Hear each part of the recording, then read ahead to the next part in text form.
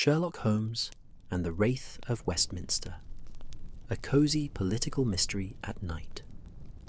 Welcome, dear listener, to this quiet corner of storytelling where the world slows down and thoughts drift like autumn leaves upon still water. Tonight, I invite you to step away from the hurried pace of your day, to let your shoulders soften, your breathing deepen, and alders soften, your breathing deepen, and your mind settle into the gentle rhythm of a tale told in whispers and shadows.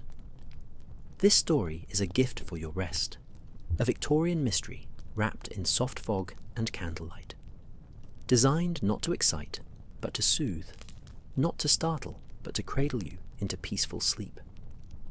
Wherever you are in this wide world, whether rain taps at your window or stars gleam in silence above you, you are welcome here. Perhaps you are listening from a bustling city, or maybe from some quiet countryside, where the night stretches vast and dark. I wonder where you find yourself tonight, what corner of the earth holds you as you prepare to drift away. Now, settle in, get comfortable, and breathe with me as we begin. London, November 1895. The rain came softly that evening, as it so often did in those late autumn months, when the city seemed to exhale in long, melancholic sighs. It was not the violent downpour that hammered against cobblestones and sent pedestrians scurrying for shelter, but rather a gentle, persistent whisper of moisture that hung in the air like a veil, blurring the gas lamps into golden halos and turning every surface into a mirror of amber light.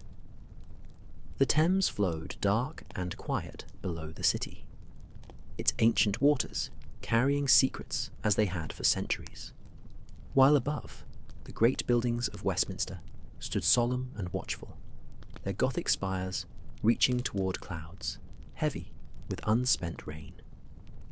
In our rooms at Baker Street, the world felt smaller, warmer, infinitely more secure.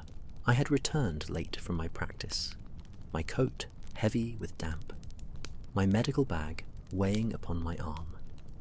And as I climbed those familiar 17 steps, I could already smell the comforting aroma of pipe tobacco drifting down to greet me. Holmes was home then, and likely deep in thought for that particular blend, a Turkish mixture he favoured when contemplating matters of unusual complexity. Always signalled his mind was occupied with something more intricate than the ordinary run of cases that came our way. Pushing open the door, I found our sitting room transformed into its most inviting state. Mrs. Hudson had been busy earlier, for the fire burned bright and steady in the hearth, casting dancing shadows across the familiar clutter of our bachelor quarters. The curtains had been drawn against the November gloom, creating a sanctuary of warmth and light. Holmes himself sat in his usual chair, long legs stretched toward the fire, his violin resting unused across his lap, while he gazed into the flames with that distant expression I had come to know so well. He did not stir at my entrance, though I knew he had registered every sound, the opening door, my footsteps, even the particular way I set down my bag. "Watson," he said quietly, his voice carrying that soft, measured quality it took when he was only half present, the rest of him wandering through some mental landscape invisible to my eyes. "Come, sit. Mrs. Hudson has left tea, and the evening has brought us something rather curious." I shed my damp coat and moved toward my own chair, the leather creaking softly as I settled into its familiar embrace.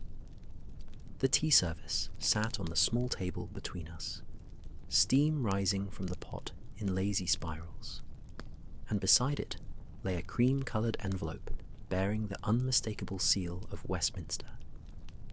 The wax was deep crimson, impressed with a symbol I did not immediately recognize, something ancient and ecclesiastical suggesting origins in times long before our modern age, orchestrating atmospheric build-up and strategically pacing narrative momentum, sing and strategic scene shifts.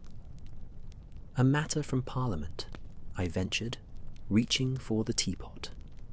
The porcelain was warm against my palms, and I poured slowly, watching the dark liquid fill our cups with a gentle musical sound. From beneath Parliament, more precisely, Holmes replied, finally turning his gaze from the fire to meet my eyes.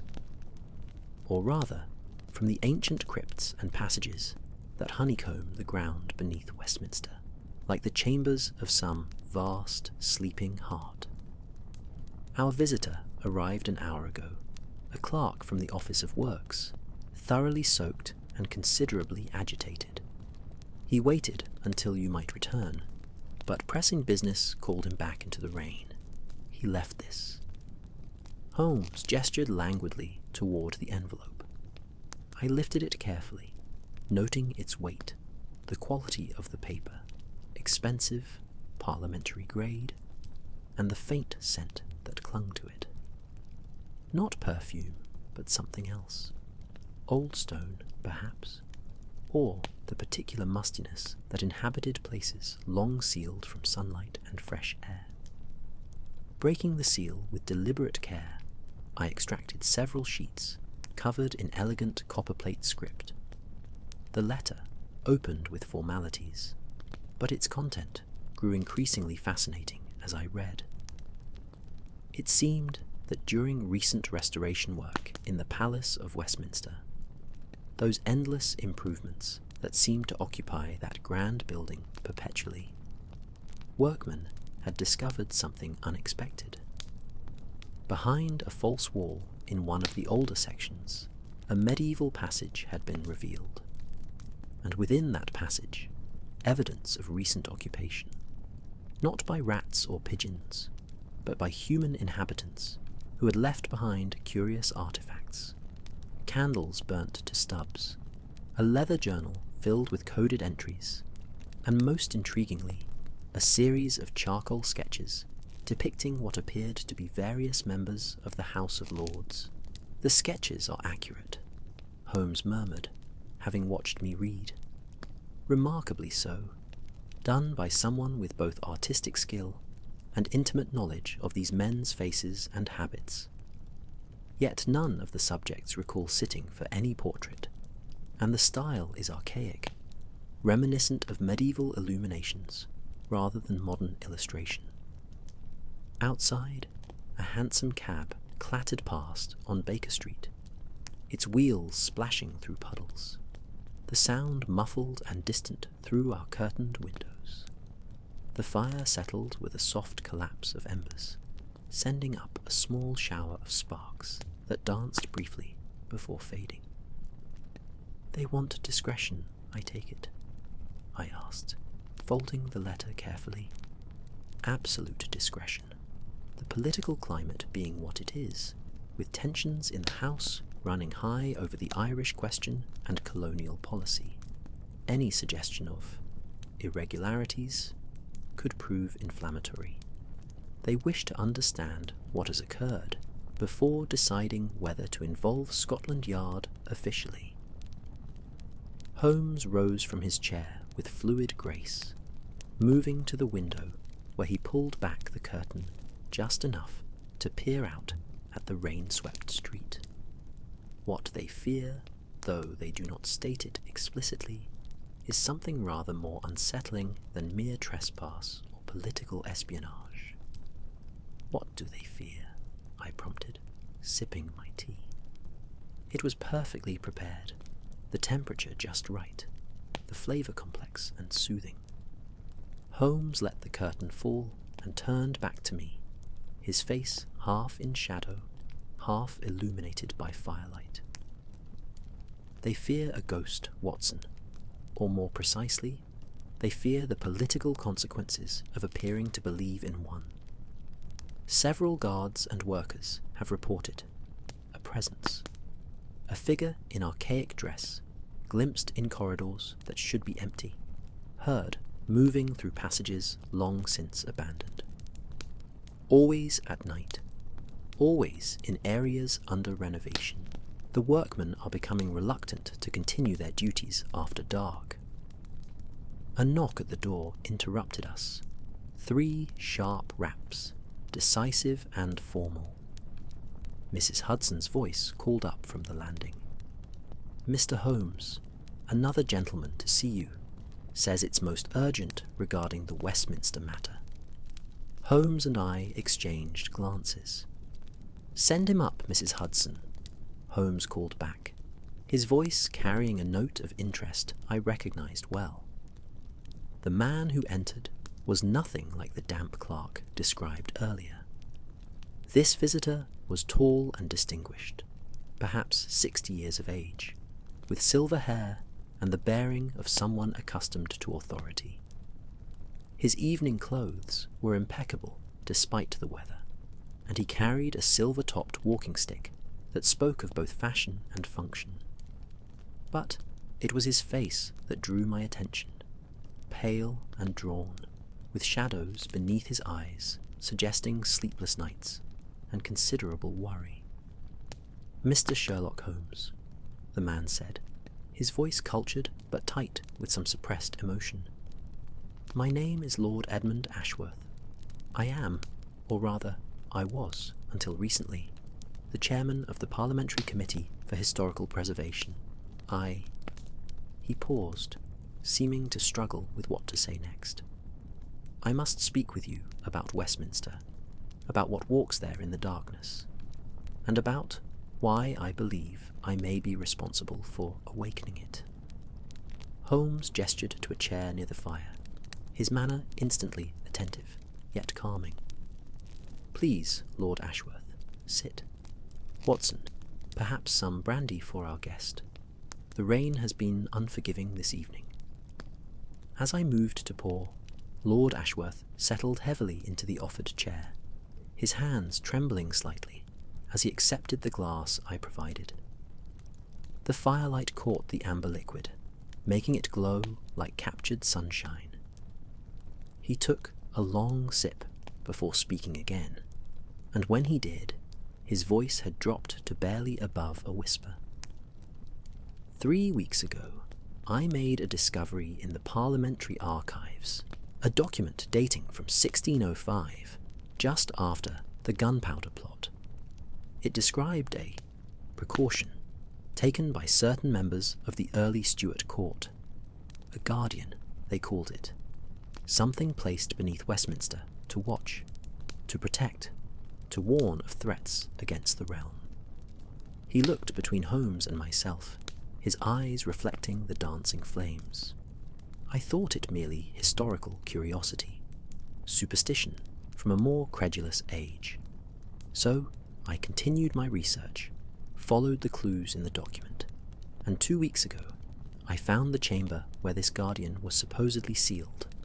I opened it, Mr. Holmes, and now... He trailed off, staring into his brandy as if seeking answers in its depths.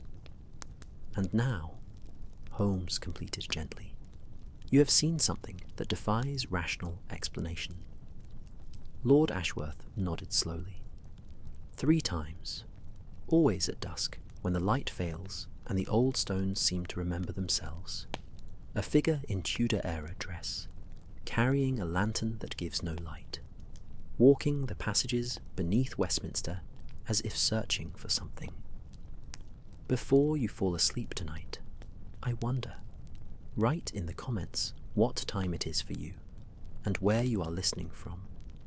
And when I close my eyes, I see its face. If face it has, looking at me with what I can only describe as accusation. The rain continued its gentle percussion against the windows, and somewhere in the distance, a church bell tolled the hour. 8 deep, resonant notes that seemed to hang in the air long after the sound itself had faded. Holmes moved to the fireplace, selected his pipe from the mantel, and began the slow ritual of filling and lighting it. The match flared briefly, illuminating his sharp features, then settled into the steady glow of burning tobacco. "Tell us everything, Lord Ashworth," Holmes said quietly, smoke wreathing his head like morning mist. "Every detail, no matter how small or seemingly insignificant. What was in the chamber? What exactly did the 1605 document say? And most importantly—" He paused, his grey eyes reflecting something both keen and compassionate. "What makes you believe this presence, whatever it is, seeks you specifically?" Outside, London slept and woke and carried on its endless business. But here, in our warm sanctuary on Baker Street, a mystery was unfolding like the petals of some night-blooming flower, dark and strange and quietly compelling. Lord Ashworth began to speak, his voice settling into the rhythm of a tale told in confidence, and I reached for my notebook, ready to record what promised to be one of our most unusual cases. The gas lamps hissed softly in their brackets. The fire crackled, and beyond our windows, Westminster waited in the rain, its ancient stones holding secrets that refused to stay buried. Lord Ashworth's hands steadied as he spoke, the brandy warming him from within, the firelight casting gentle shadows across his weathered features.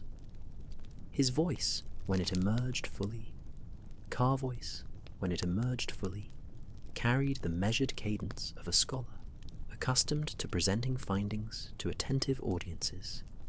Yet beneath the academic precision lay something else, a tremor of genuine fear that no amount of intellectual discipline could quite suppress.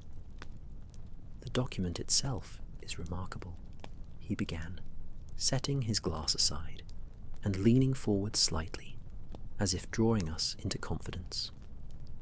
Parchment, naturally, dated November 1605, barely 3 weeks after Guy Fawkes and his conspirators were discovered in the cellars beneath the House of Lords.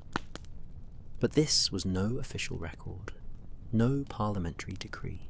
Rather, it appeared to be a personal journal entry, written in Latin mixed with older English, by someone who signed themselves only as H.P., Keeper of the Hidden Ways. The handwriting was educated, careful, yet hurried in places, as though the author wrote with some urgency. Holmes had settled back into his chair, pipe cradled in one hand, eyes half closed in that attitude of intense concentration he adopted when absorbing crucial testimony. I noticed he had positioned himself so the firelight would illuminate Lord Ashworth's face completely, allowing him to observe every flicker of expression, every unconscious gesture that might reveal as much as the words themselves. "The writer described," Lord Ashworth continued, "how the discovery of the gunpowder plot had terrified the court beyond merely the immediate threat. They believed, or this writer believed, that the Catholic conspirators had possessed knowledge of Westminster's underlying passages and chambers that should have been impossible for them to obtain. Secret routes dating back to the medieval palace, some perhaps even to Roman foundations. The fear was not just of this one plot, but of future attempts that might use these hidden ways. Outside, the rain had intensified slightly, though it remained a gentle presence rather than a storm. Water ran in small rivers along the gutters of Baker Street, creating a constant, soothing murmur that underscored Lord Ashworth's narrative like the accompaniment to some ancient ballad. So they created a guardian, Holmes suggested quietly, not opening his eyes. Or believed they had. Precisely. Lord Ashworth nodded slowly. Though the method described is unusual. According to this H.P., they selected a man, a soldier, loyal to the crown, who had served in the late Queen Elizabeth's personal guard. He volunteered, apparently, for what the document called the eternal watch. There was a ceremony, performed by someone described as a learned doctor from the college, involving binding rituals that sound more alchemical than Christian. The soldier was placed in a prepared chamber deep beneath Westminster, along with certain objects, a consecrated lamp, a sword blessed by the Archbishop, and instructions to walk the passages, to watch for threats against the realm, to sound warning if enemies approached through the hidden ways. I found myself leaning forward despite my medical training's skepticism of such matters. They sealed a living man underground. The document is unclear on certain details, Lord Ashworth admitted, his voice dropping even lower. There are passages that suggest transformation, that the Guardian would exist between states, neither fully living nor fully departed, sustained by duty and ritual, rather than bread and water. Medieval mysticism blended with early Stuart desperation. I confess, when I first read it, I thought it purely allegorical, a metaphor for establishing some permanent guard system, perhaps described in the symbolic language of the period. A log in the fireplace chose that moment to split with a soft crack, sending up a small shower of sparks that danced briefly in the draught before fading. The sudden sound made Lord Ashworth start slightly, his hand moving unconsciously to his chest, as if to calm a racing heart. "Forgive me," he said, with an embarrassed smile. "I have been on edge." Holmes opened his eyes fully then, regarding our visitor with an expression of deep thoughtfulness. "You found the chamber. Walk us through that discovery, if you would. Every detail, Lord Ashworth. The location, the method of entry, what you observed within." Lord Ashworth reached into his coat pocket and withdrew a small leather notebook, worn and water-stained. "I brought this. My own observations, recorded immediately after. Perhaps." He held it toward Holmes, who took it with careful hands, as though it was something precious and fragile. While Holmes examined the notebook, Lord Ashworth continued his account. The document contained clues, deliberately obscured, I think, in case it fell into wrong hands. References to the Saint's Foundation, and beneath the chapter where 12 once sat in judgment. It took me days of research through architectural records and medieval manuscripts, but I eventually concluded it meant an area beneath the old chapter house, in foundations that dated to Edward the Confessor's original church. "St. Edward," Holmes murmured, not looking up from the notebook. "The Saint's Foundation. Yes, quite clever. And access." That proved surprisingly simple once I knew where to look. The renovations currently underway include drainage work in that very area. The workmen had exposed sections of wall not seen in centuries. I visited after hours, when the site was empty, and there, partially concealed by more recent masonry, I found what appeared to be a door, or rather, where a door had once been sealed shut with stone and mortar. Holmes turned a page carefully. I could see that Lord Ashworth had included sketches alongside his written observations, rough but competent drawings of architectural details, symbols, and what appeared to be a floor plan of some kind. "I should have left it alone," Lord Ashworth said suddenly, his voice thick with regret.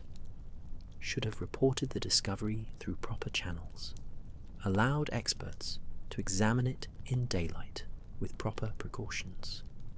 But I confess, Watson, Mr. Holmes, I was seized by that most dangerous of scholarly impulses, curiosity combined with pride.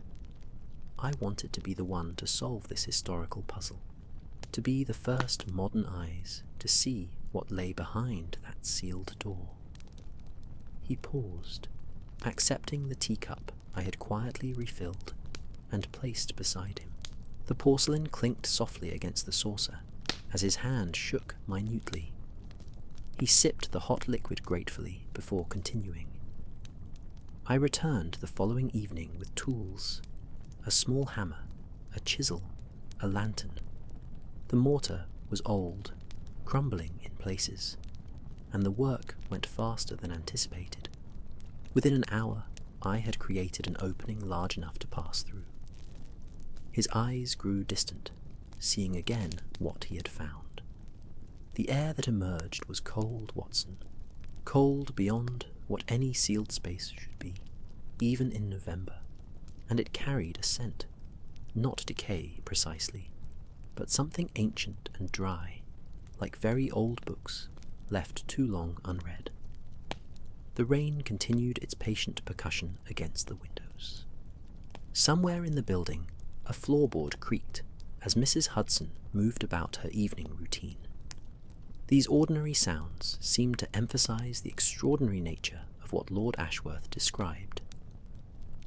The chamber beyond was small, perhaps 12 feet square, carved from living rock. The walls bore inscriptions, Latin prayers, protective symbols, things I recognized from medieval grimoires I had studied academically, but never expected to encounter in actuality. And in the center, he swallowed hard. In the center stood a stone plinth, and upon it lay a sword, still bright despite the centuries, and beside it a lamp of ancient design. The lamp was not lit, yet I could swear I saw the ghost of flame within it, as if it had only just been extinguished. Holmes looked up from the notebook, his expression unreadable. And of the guardian himself, the soldier who volunteered for this eternal watch. Nothing, Lord Ashworth whispered. No body, no bones, no evidence that anyone had ever occupied that space. Just the sword, the lamp, and on the wall behind the plinth, a single sentence carved in English. While Westminster stands, so stand I. The fire had burned lower now, casting longer shadows that seemed to reach across the room like dark fingers. I rose to add more coal, using the tongs carefully, trying not to disturb the hypnotic atmosphere that had settled over our gathering. The new fuel caught quickly, flames licking upward with renewed vigour. But somehow, the room felt no warmer. I photographed everything, Lord Ashworth said, rallying slightly. Took measurements, copied the inscriptions. Then I committed what I now believe was my greatest error. I touched the sword, lifted it from the plinth, examined it more closely. It was beautifully balanced, Watson, perfectly maintained despite its age. But the moment I replaced it, I heard something, a sound like breath, or wind, or perhaps distant footsteps, echoing through passages I could not see. "You left the chamber?" Holmes asked. "I fled it," Lord Ashworth corrected with brutal honesty. "Sealed the opening as best I could with loose stones and mortar I mixed there in the dark, my hands shaking so badly I could barely work. And ever since that night..." He trailed off, his gaze fixed on something beyond our walls, beyond London itself, perhaps. "Ever since," Holmes prompted gently, "ever since I see him, the guardian, first at Westminster, always in the passages being renovated, always watching me with eyes that hold centuries of patience and perhaps disappointment. Then closer. Yesterday, I glimpsed him outside my club in Pall Mall. This morning, standing in the square outside my residence, looking up at my windows through the fog, always the same, Tudor dress, the ancient sword at his side, that lamp that gives no light. And I know, Mr. Holmes, I know with a certainty that defies my rational training, that he is looking for something, that I disturbed something that should not have been disturbed, and now he seeks Seeks what? I asked, when Lord Ashworth fell silent. I do not know, he admitted miserably, but I fear I shall discover the answer soon, and that when I do, the knowledge may be more terrible than the mystery.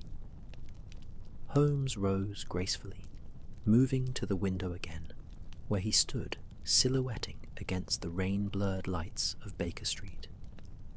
For a long moment he said nothing, simply watching the water stream down the glass, his reflection pale and thoughtful in the darkened pane. Lord Ashworth, he said finally, turning back to face us, I will take your case. Watson and I shall visit Westminster tomorrow, examine this chamber with fresh eyes, and perhaps clearer heads. But tonight, I strongly suggest you stay elsewhere than your usual residence. Have you somewhere safe you might go? Family, perhaps, or trusted friends who live outside central London? Lord Ashworth nodded slowly. My sister keeps a house in Richmond. I could impose upon her hospitality.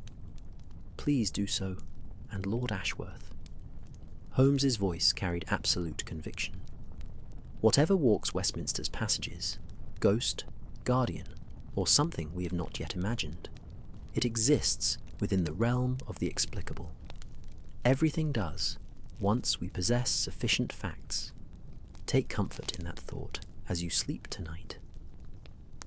After Lord Ashworth had departed into the rain-swept evening, his carriage clattering away toward Richmond and relative safety, Holmes and I remained by the fire.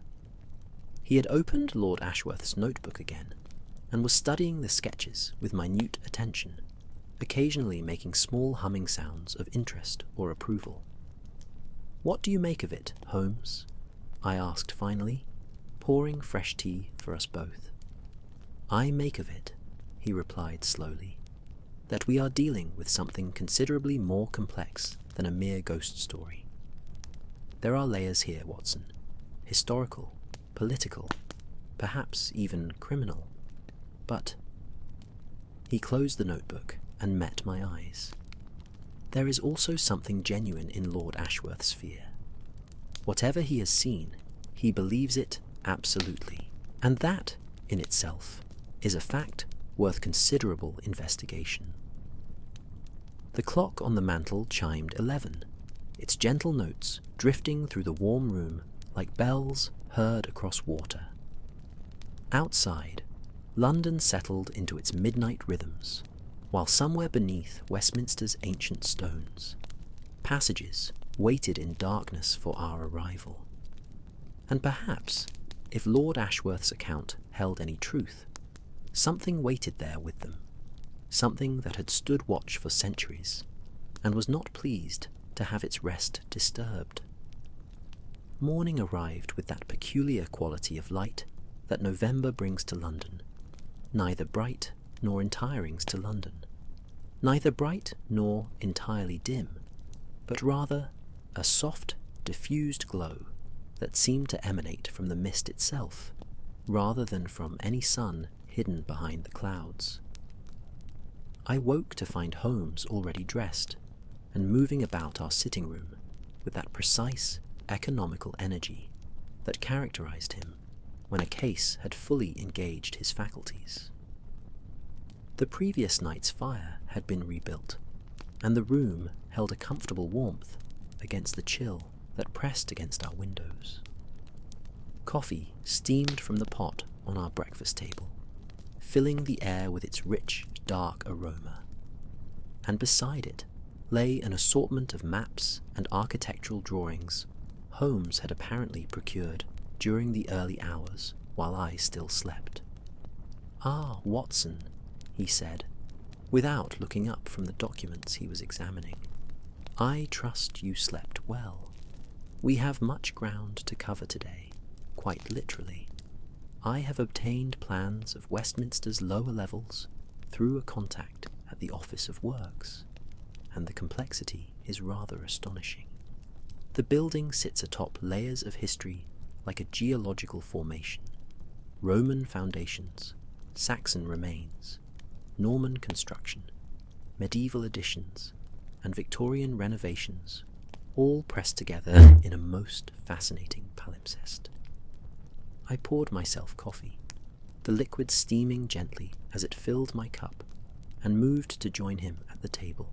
The maps were indeed intricate, showing not just the familiar chambers and corridors of Parliament, but beneath them a labyrinthine network of passages, crypts, storage vaults, and spaces marked simply as unknown or sealed. "Our appointment is for 10 o'clock, Holmes continued, finally raising his eyes to meet mine. "A Mr. Cornelius Wade, the chief architect for the current renovations, has agreed to escort us personally. I impressed upon him in my telegram the need for absolute discretion, and he seemed rather relieved, actually. Apparently, the workmen's reluctance to continue in certain areas after dark is causing significant delays to the project schedule. We breakfasted, simply but well. Mrs. Hudson had provided fresh bread and preserves, kippers, and eggs, prepared exactly as we preferred them. Holmes ate with surprising appetite, for one usually indifferent to food when absorbed in a case, and I took this as a positive sign. He would need his physical stamina for what promised to be an extensive exploration of Westminster's hidden depths. The journey from Baker Street to Westminster took us through a London gradually waking to its daily business. Shopkeepers opened their establishments, sweeping steps and arranging window displays. Clerks hurried toward their offices with newspapers tucked under arms.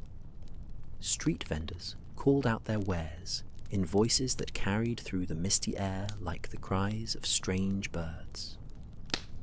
Our hansom cab moved steadily through this morning choreography, the horses' hooves creating a rhythmic percussion on the cobblestones, while Holmes sat silent beside me, his sharp eyes cataloguing everything we passed with that uncanny attention to detail that so often yielded unexpected insights. Westminster Palace emerged from the mist gradually, its Gothic magnificence taking shape like something from a dream or an ancient ballad. The great clock tower, Big Ben, as Londoners had come to call it, stood sentinel over the Thames, its face ghostly pale in the morning light. The building itself seemed almost alive, its countless windows reflecting the shifting clouds, its stonework bearing the weight of centuries with patient dignity. Yet knowing what Lord Ashworth had described, knowing what might walk those hidden passages beneath all this Victorian grandeur, I found myself seeing the familiar landmark with new eyes, eyes that recognized both beauty and mystery, dwelling together in the same stones. Mr. Cornelius Wade awaited us at a discreet side entrance, well away from the main public areas. He was a compact man of middle years, with the permanently ink-stained fingers of someone who spent hours daily over architectural drawings, and the careful, measuring gaze of one whose profession demanded precision. His greeting was cordial but brief, and within moments he had ushered us inside and down, a narrow service stairway that descended into the building's lower regions. "The renovations have revealed much we did not know existed," Wade explained as we descended, his voice echoing slightly in the confined space. "Westminster has been modified so many times over the centuries that the records are incomplete, contradictory, or simply lost. We discover surprises weekly, sealed rooms, forgotten passages, architectural features that appear on no existing plan." He paused on the landing, producing a ring of keys that must have numbered 24 or more. But nothing quite like what Lord Ashworth found. That chamber. Well, gentlemen, you shall see for yourselves.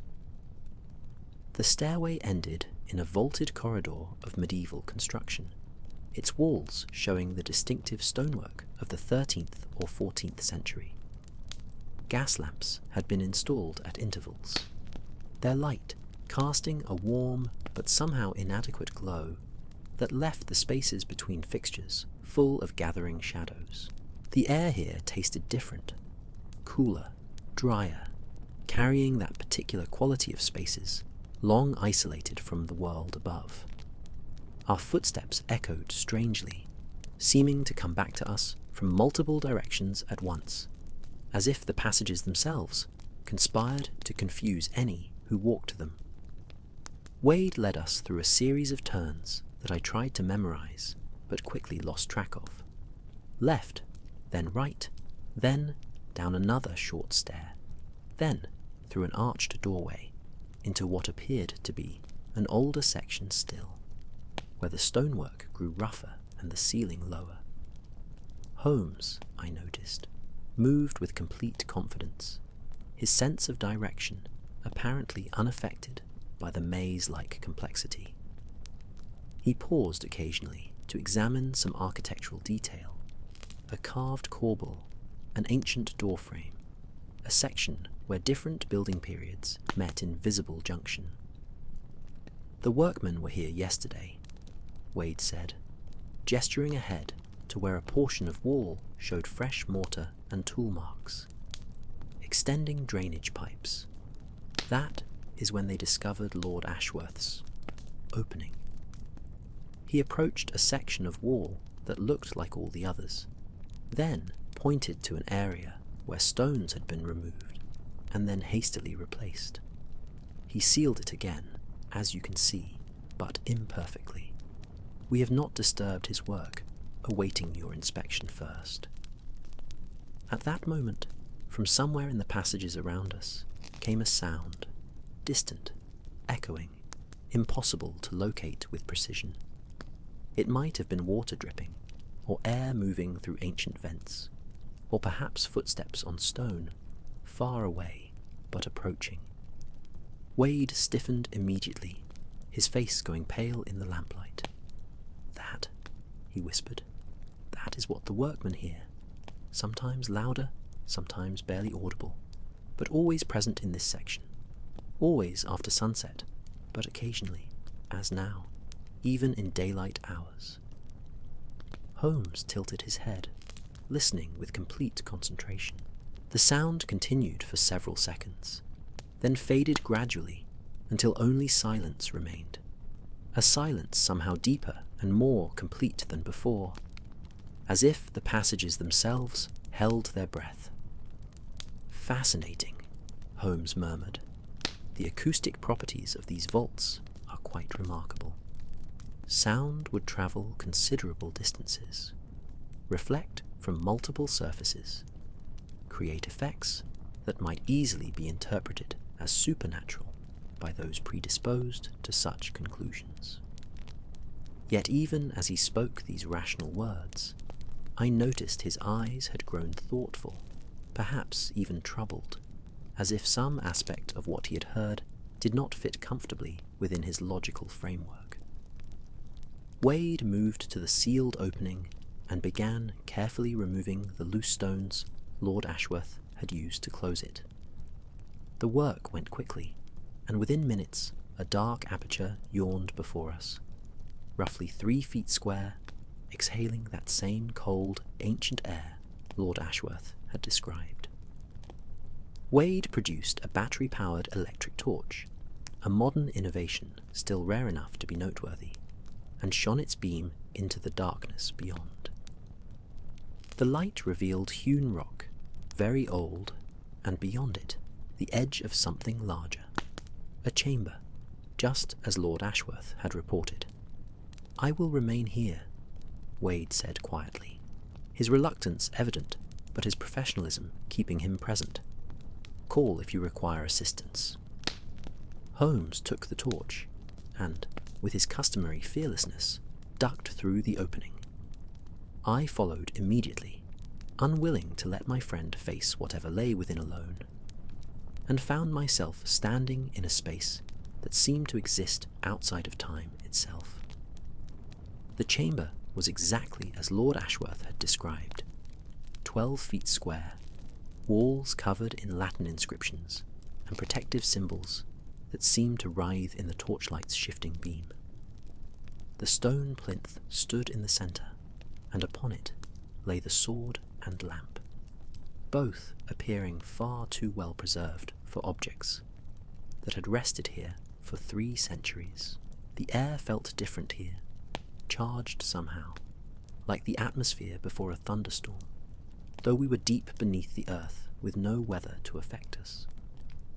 Holmes approached the plinth slowly, the torch beam playing over every surface, examining the inscriptions with minute care.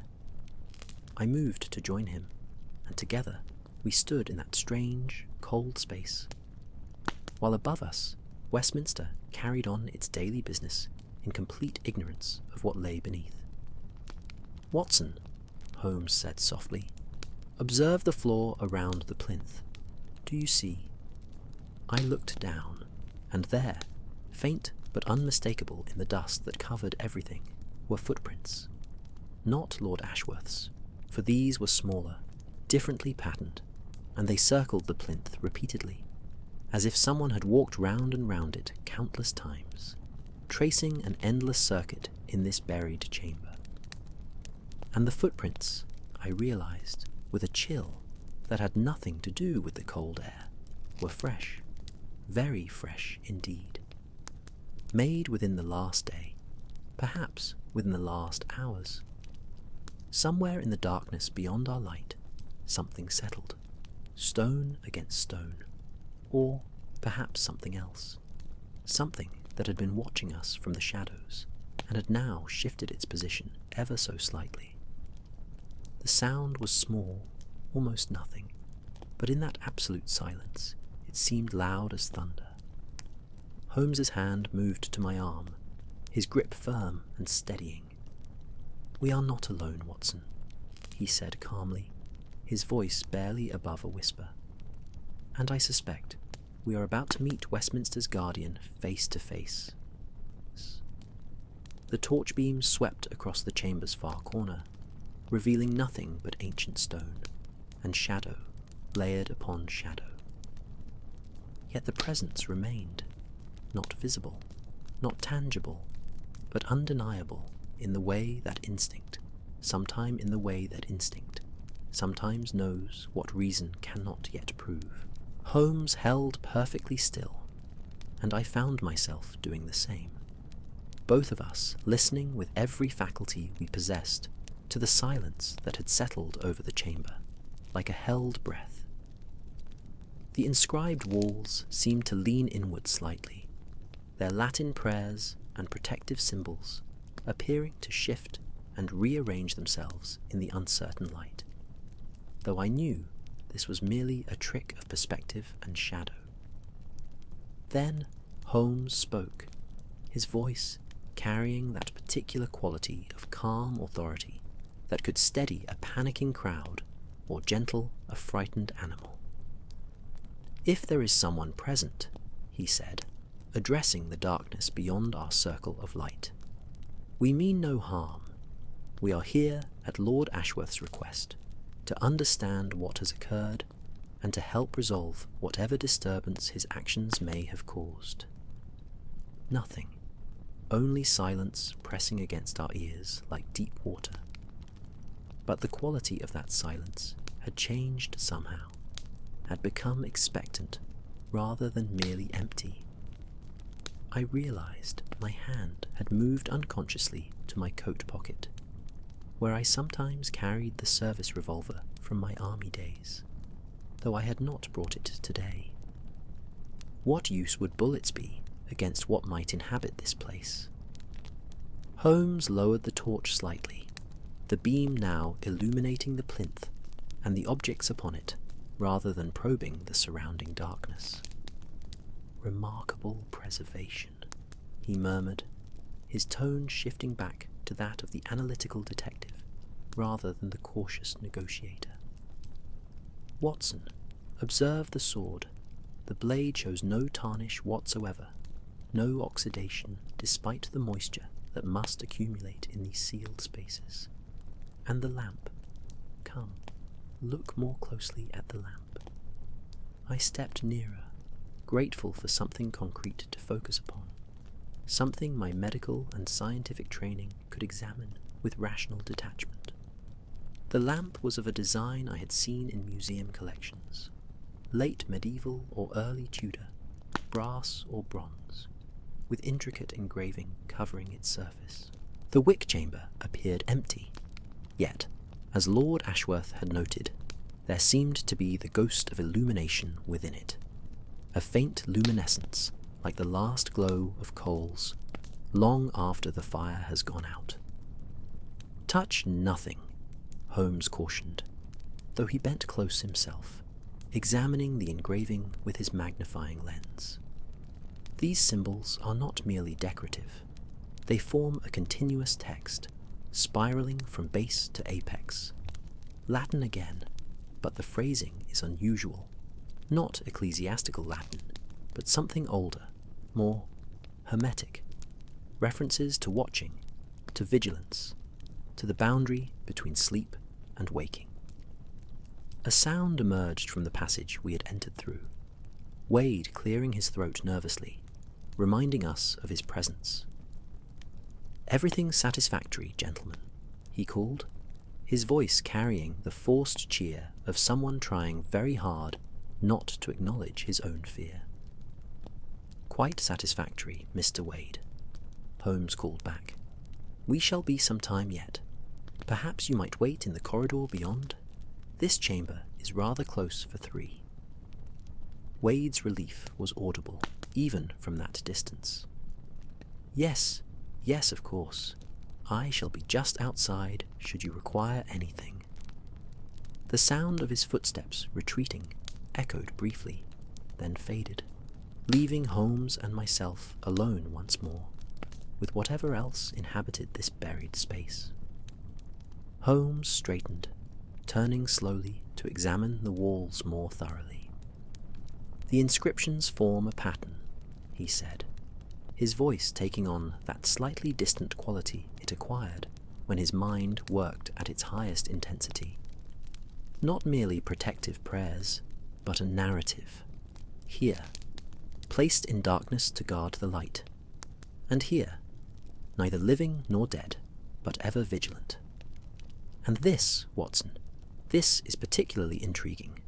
When Westminster trembles, so shall he wake." "Wake from what?" I asked, though I already suspected the answer. "From whatever state exists between life and death, apparently, if we credit the mythology being constructed here." He paused, the torch beam now focused on the wall behind the plinth, where the carved words Lord Ashworth had mentioned stood clearly visible. "While Westminster stands, so stand I," Holmes read aloud. "A covenant, then, a binding of individual fate to institutional continuity. Quite medieval in conception, though the execution shows rather more sophistication than one might expect from that era." The temperature in the chamber seemed to drop further, though whether from some supernatural cause, or merely from standing still in this cold space, I could not say. My breath began to show as pale mist when I exhaled, and I found myself drawing my coat more tightly about my shoulders. At that moment, the torch flickered, not the steady beam we had relied upon, but a sudden, convulsive dimming, as if something had passed between the light source and our eyes. Holmes noticed immediately, of course, and held the torch steady, examining it with a frown. "Battery should be fully charged," he muttered. "Wade assured me this was tested this morning." The light flickered again, and this time in the brief darkness between illuminations, I could have sworn I saw something else. Another source of light, faint and blue-white, emanating from the lamp on the plinth. Just for an instant, no more than a heartbeat's duration, but definite, real, impossible to dismiss as imagination. "Holmes," I said quietly, "the lamp. Did you see?" "I saw," he confirmed, his voice tight with barely suppressed excitement. "Hold position, Watson. Do not move." We stood frozen, watching the ancient lamp with complete attention.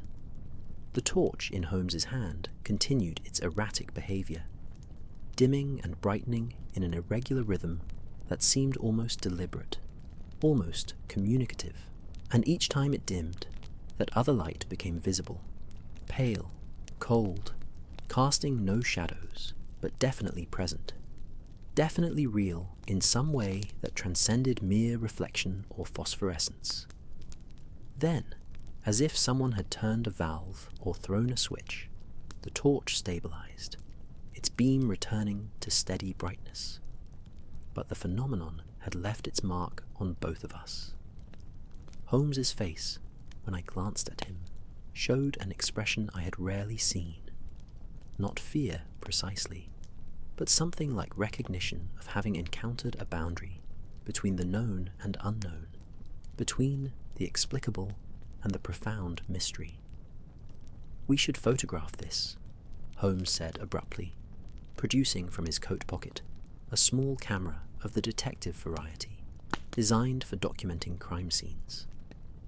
"Whatever is occurring here, we require evidence beyond our own testimony."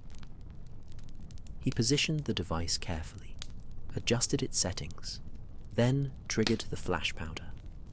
The resulting flare was blinding in that confined darkness, leaving purple after-images dancing across my vision and filling the chamber with acrid smoke that hung in the still air like a fog.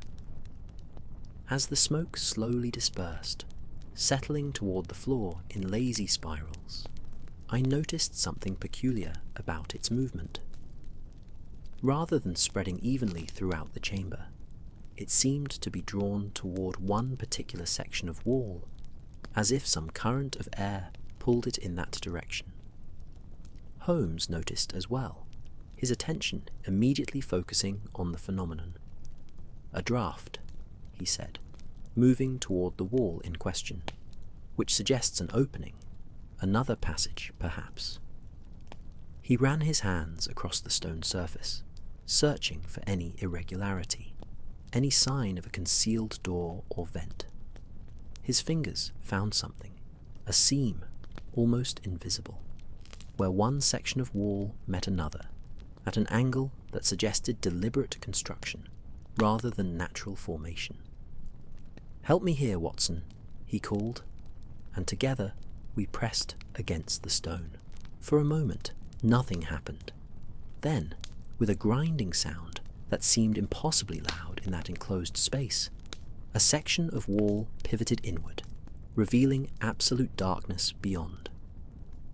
The smell that emerged from this new opening was different from the dry, ancient air of the chamber we occupied. This carried moisture, and with it, something else. Not decay, but the scent of earth and growing things, as if somewhere in that darkness vegetation existed, impossible though that seemed in these sunless depths. Holmes directed the torch beam into the passage, revealing rough-hewn walls that extended beyond the light's reach. "This is older," he said quietly, "much older than the chamber. Medieval, possibly even Saxon construction. And look, footprints again, leading inward. Indeed, in the earthen floor of this passage, the same prints we had seen in the chamber continued onward, disappearing into darkness. And beside them, barely visible, another set of prints, these larger, heavier, with a different tread pattern. Recent boots, modern manufacture. "Lord Ashworth came this way," I said. "He followed the Guardian into this passage." "Or something followed him," Holmes corrected grimly. "The sequence of prints suggests—" A sound interrupted him, clear and unmistakable this time. Footsteps, distant but definite, echoing from somewhere deep within the newly revealed passage. Not the uncertain shuffling of someone lost and afraid, but measured, deliberate steps, as of someone who knew these ways intimately and walked them with purpose, coming toward us. Holmes and I exchanged glances, and in that look passed a wordless communication, born of years of friendship and shared dangers.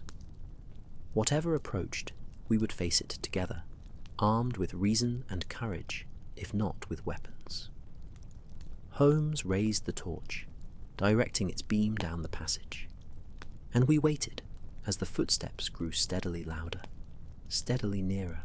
The beam illuminated rough stone, pools of standing water that reflected the light like scattered mirrors, roots hanging from the ceiling in twisted tangles that suggested we were now below street level, below even the foundations of Westminster proper.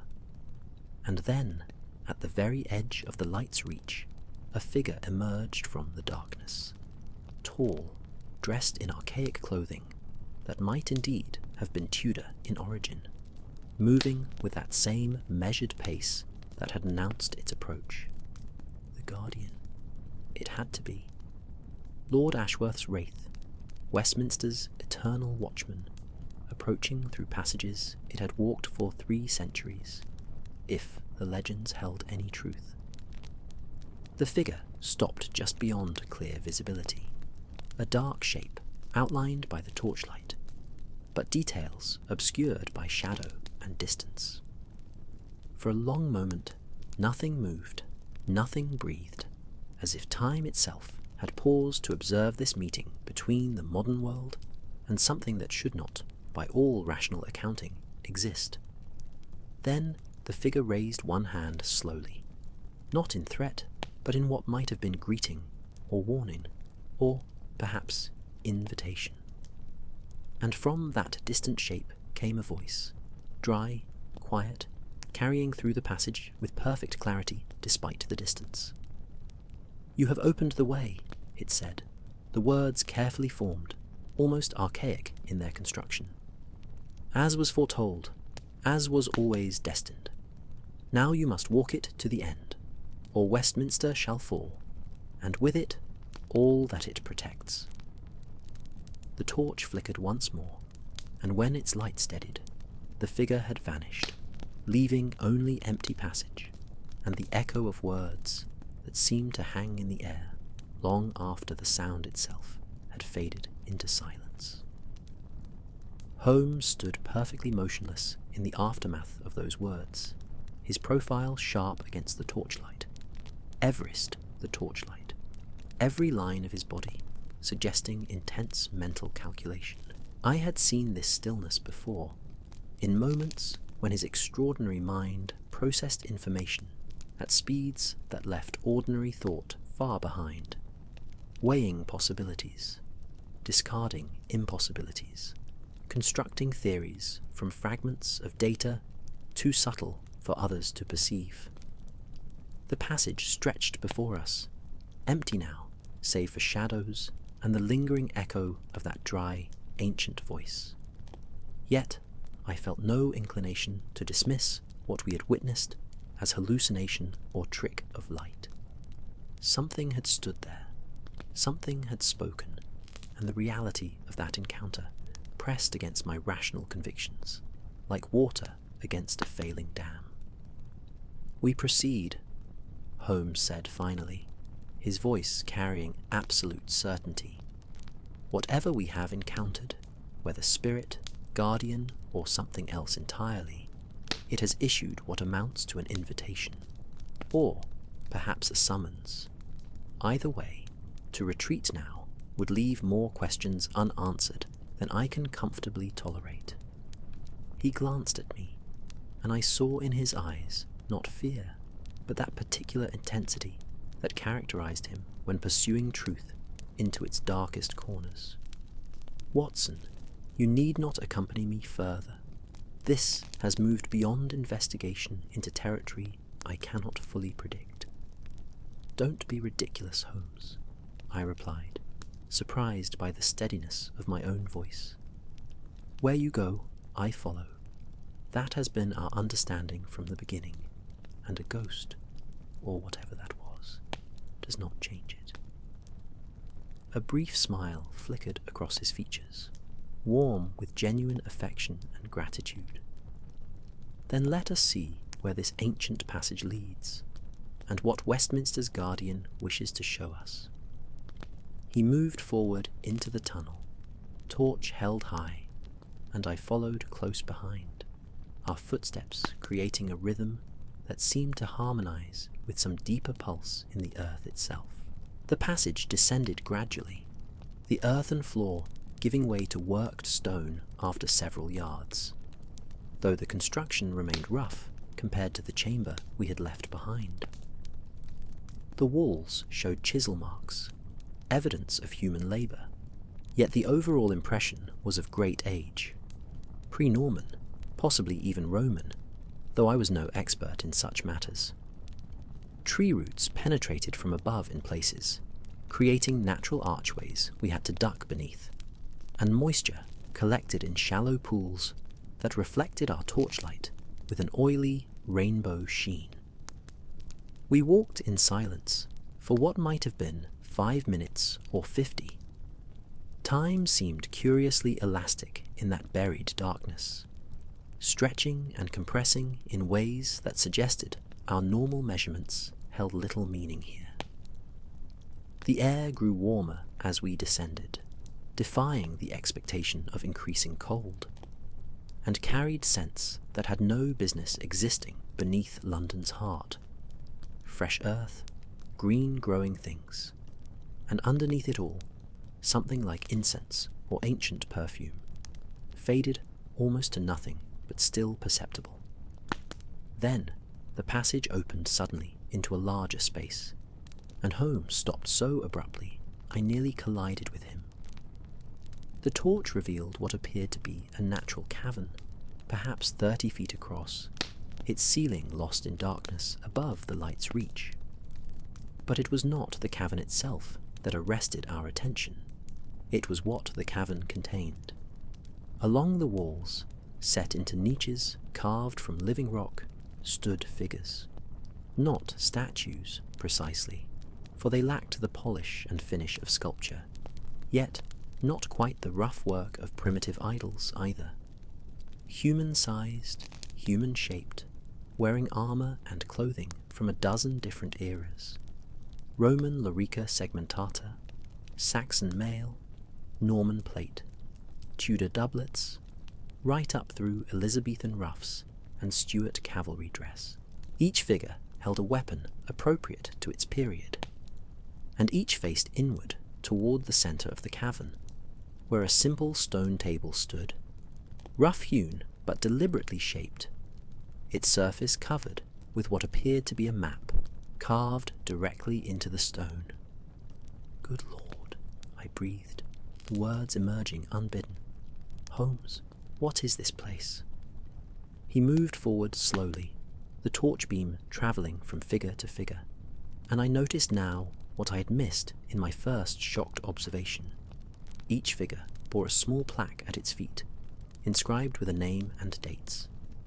Sir Marcus Aurelius Britannicus, fallen 410, read the nearest. Ethelred the Loyal, fallen 1016. Sir William de Ashford, fallen 1216. The dates marched forward through English history, each marking some significant year. Invasions, civil wars, plots, disasters. "A memorial," Holmes said quietly, his voice holding a note of something like reverence. Or perhaps a muster roll. These were the guardians, Watson. Not one eternal watchman, but a succession, each serving their appointed time, each falling when their watch ended, or when they gave their lives in Westminster's defence. He approached the stone table, examining the carved map with growing fascination. "And this is not merely Westminster, but London entire and beyond. Look, you can see the Thames, the old Roman walls, the tower, and these marks, these symbols scattered across the surface. A sound made us both turn sharply. From another opening on the cavern's far side, one we had not noticed in our initial survey, came the scrape of footsteps on stone. Not the measured tread of the figure we had encountered earlier, but something more hurried, more uncertain. Human footsteps, unmistakably so, and approaching rapidly. Holmes directed the torch toward the opening, just as a figure stumbled into view. A man, middle-aged, dressed in workman's clothes, now torn and muddy, his face pale with exhaustion and fear. He saw us and stopped, swaying slightly, one hand clutching his side as if injured or winded. "Thank God," he gasped, his accent marking him as East London born. "Thank God, I thought I was lost forever in these bloody passages. You're real, aren't you? Not more shadows and whispers." He took a stumbling step toward us, and I moved forward instinctively to steady him. "Quite real," I assured him, supporting his weight as he sagged against me. "I'm a doctor. Are you injured?" "Just exhausted, sir. I've been wandering for hours, maybe longer. Lost track of time down here."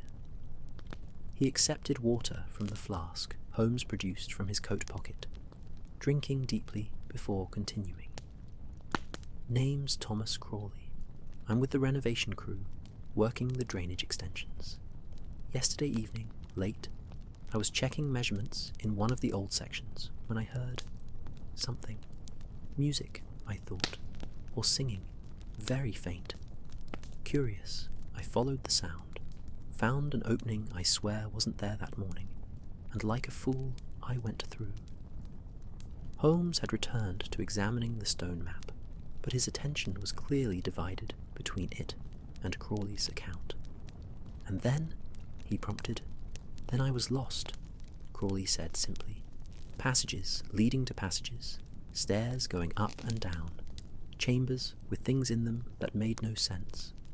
Old weapons, bones, books piled to the ceiling, all mouldering away. And always that sense of being watched, of something following just behind where I couldn't quite see." He shuddered despite the warmth. "Begging your pardon, gentlemen, but how do we get out of here? I need to see sky again, feel proper air." "Shortly," Holmes assured him, though his eyes had not left the stone table. "Watson, come look at this. Crawley, rest a moment longer. Then we shall all make our way to the surface together." I settled Crawley on a rock near one of the guardian figures. He gave it a wide berth, I noticed, as if proximity to these stone sentinels disturbed him, and joined Holmes at the table. Up close, the carved map revealed even more detail than initially apparent. The symbols scattered across its surface were varied. Some appeared to be buildings or landmarks. Others seemed more abstract, possibly representing events or threats rather than physical locations. "These are dates," Holmes said, his finger tracing inscriptions around the map's border. "Historical events, the Boudiccan Rebellion, the Norman invasion, the tower's construction, the gunpowder plot, the Great Fire, right up to..." He paused, frowning. "Watson, this is extraordinary. The most recent date is 1888. The year of the Ripper murders," I said, the realization chilling me. "Precisely. And look, there is a symbol here in Whitechapel, marking those events, as if they were significant, not merely as crimes, but as some kind of threat to Westminster itself, to the stability of the realm." Holmes straightened, his expression troubled. "This suggests an organization, Watson, a continuity of knowledge and purpose stretching back centuries. The Guardians were not mere legend or medieval superstition, but part of something real, something ongoing." At that moment, from somewhere above us, came a sound that seemed impossibly out of place in these buried depths. The deep, resonant toll of a bell. Big Ben, I realized, its notes somehow penetrating down through earth and stone to reach this hidden chamber. The sound came again and again, marking the hour.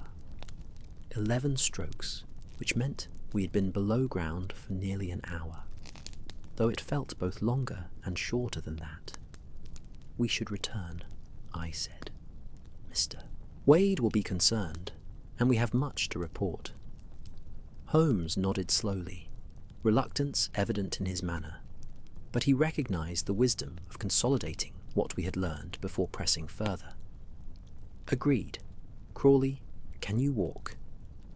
The workman rose, testing his legs. I can manage, sir, if you know the way out.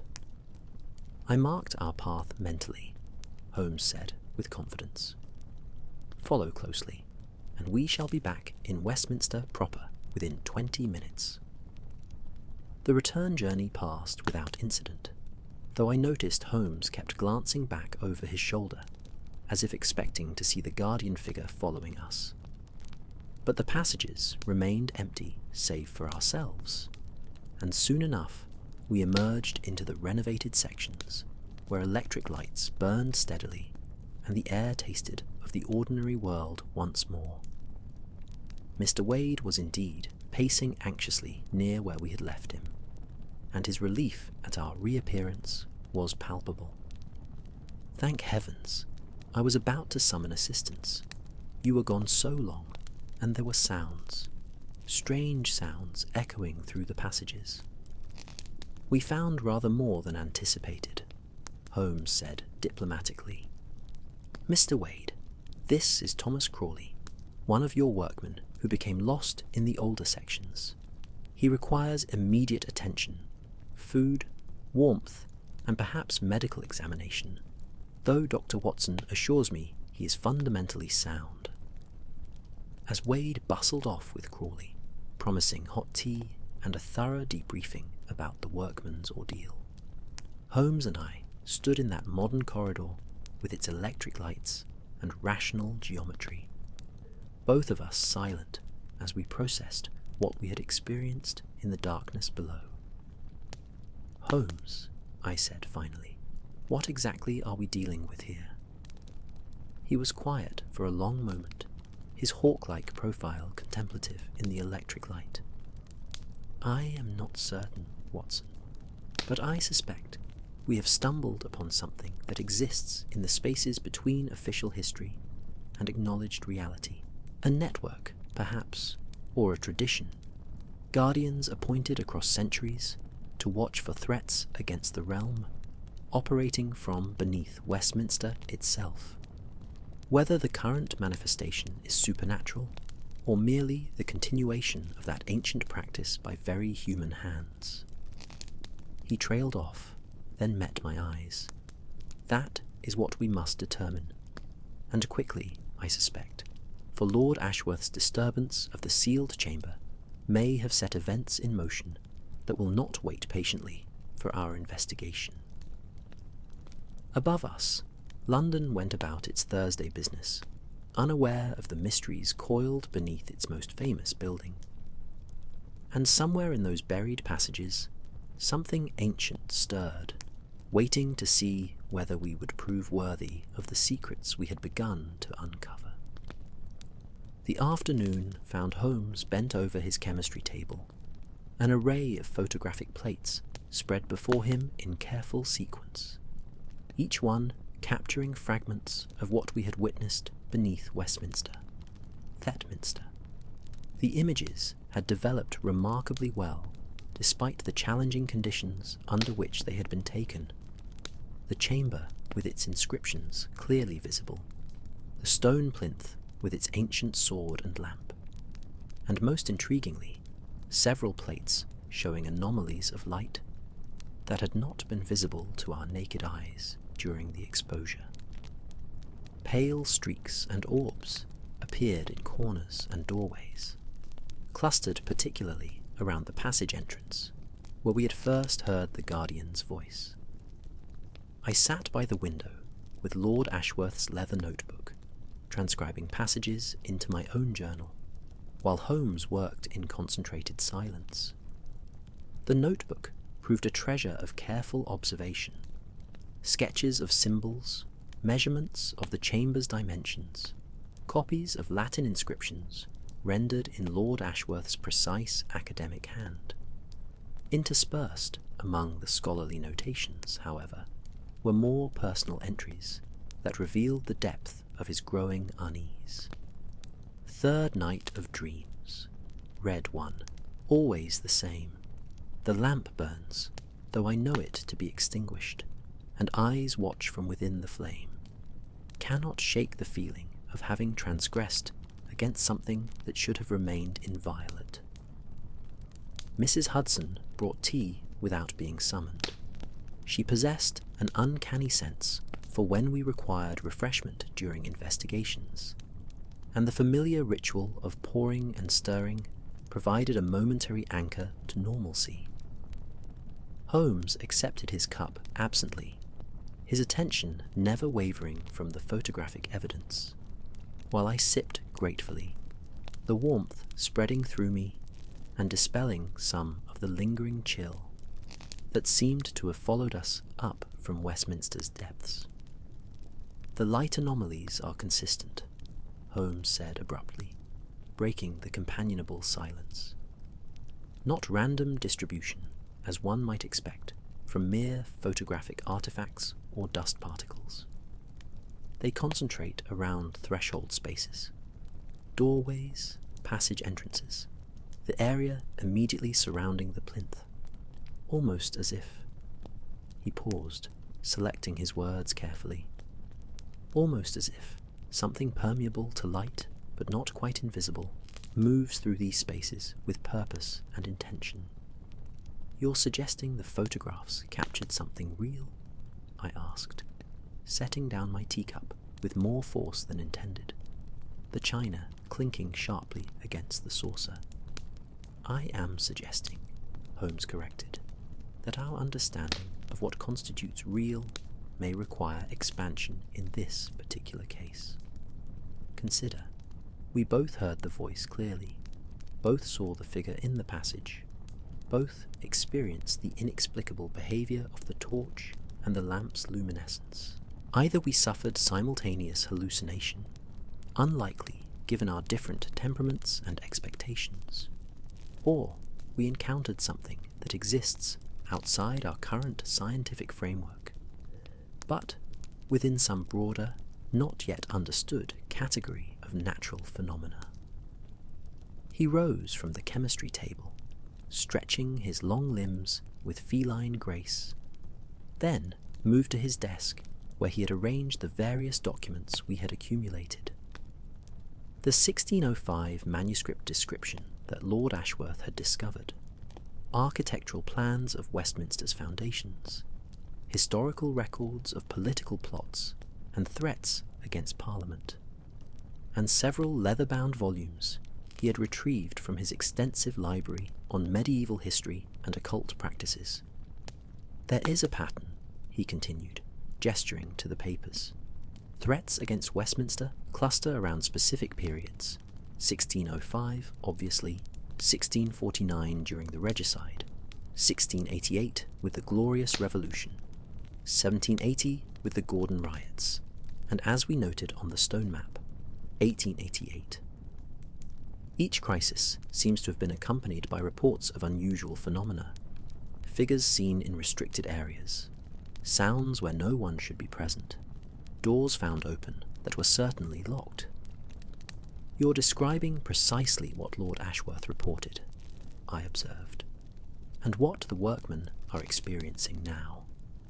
Precisely, which suggests that whatever mechanism was established in 1605, or perhaps earlier, with that date merely marking when it was first formally documented, remains active. The Guardians, whether human agents acting from the shadows or something more esoteric, continue their watch. He turned to face me directly, his expression grave. Watson, I believe Lord Ashworth's opening of the sealed chamber did not create this phenomenon. Rather, it awakened something that had been dormant, or perhaps it satisfied some condition that allows the guardian to act more openly. Before I could respond, a sharp knock sounded at our door. Mrs. Hudson's voice followed immediately, carrying a note of concern. "Mr. Holmes, Dr. Watson, there's a constable here from Scotland Yard. Says Inspector Lestrade requires your immediate presence at Westminster. There's been an incident." Holmes and I exchanged glances, and within moments we were descending to the street where a police cab waited, its driver already instructed to make haste. The constable, young and clearly rattled, provided what details he knew as we rattled through London's afternoon traffic. "Found just after midday, sir," he explained, his accent thick with anxiety. "In one of the committee rooms in the old section of the building, Member of Parliament named Sir Geoffrey Carlyle collapsed at his desk. No marks on him, no signs of violence, but stone dead nonetheless. And his face, Mr. Holmes." The constable swallowed hard. His face looked like he'd seen something terrible. Eyes wide open, mouth frozen in what might have been a scream. Westminster appeared different in the grey afternoon light than it had that morning. More forbidding, its Gothic architecture suddenly oppressive rather than magnificent. We were escorted swiftly through side passages to avoid public areas, and soon found ourselves in a corridor lined with committee rooms, their doors bearing brass plates announcing various parliamentary functions. Lestrade stood outside one such room, his normally ruddy face pale and pinched. "Holmes, thank God," he said without preamble. "I know you were consulting here this morning about the workmen's complaints. Well, we've got something rather worse now." He pushed open the door to reveal a spacious chamber arranged for committee work.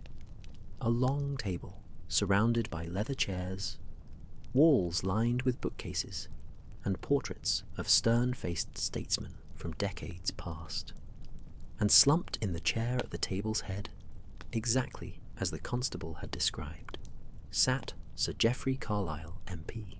I moved forward immediately, my medical training overriding any other considerations, and began my examination. The body was still slightly warm. Death had occurred within the past 4 hours at most. No wounds, no obvious cause, yet something about the corpse disturbed me profoundly.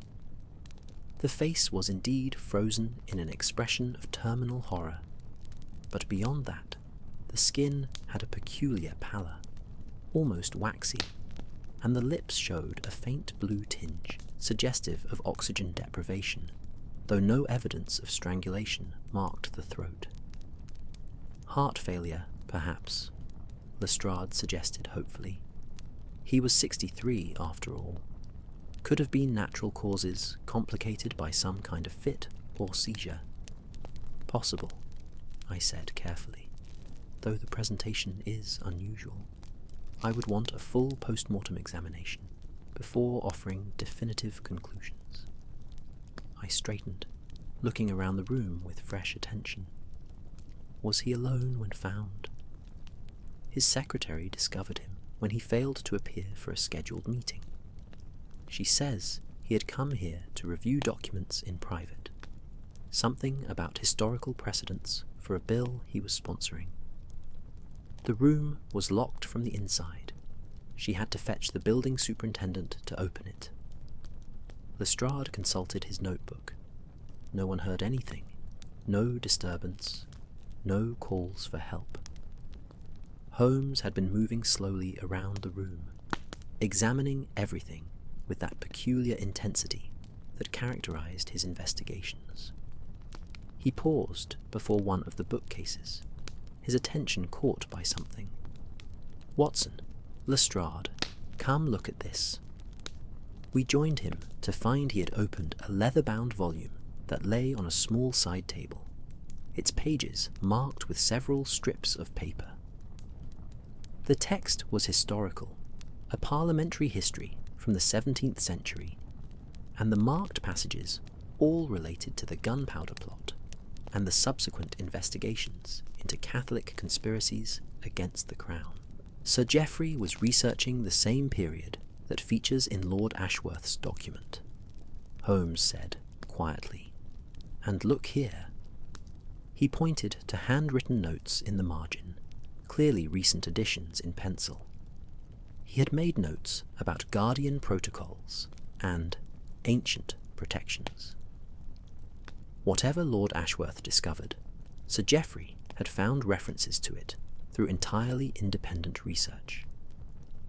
A chill passed through the room, though, whether from some supernatural cause or merely a draught from the building's old ventilation system, I could not determine.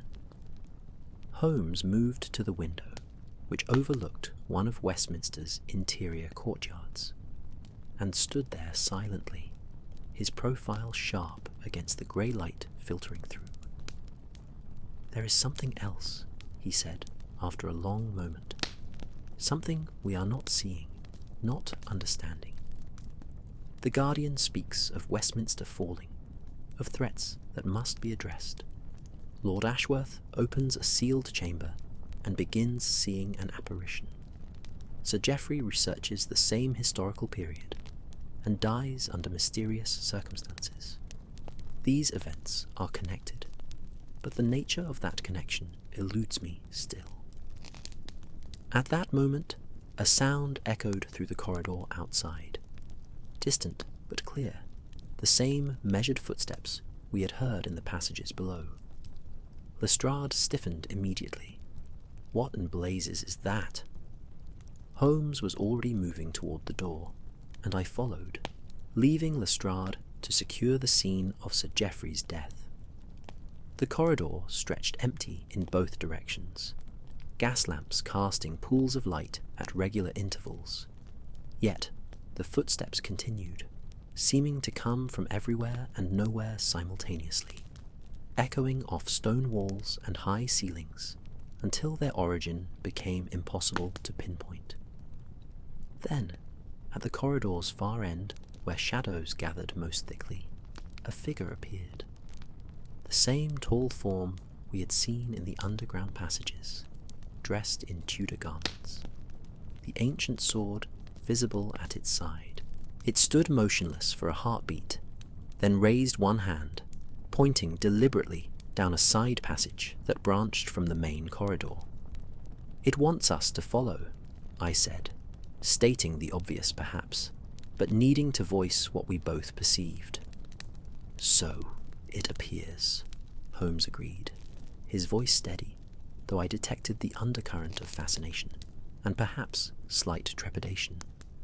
"The question is whether we accept this invitation, or whether discretion suggests we decline." The figure remained pointing, patient as stone, waiting for our decision.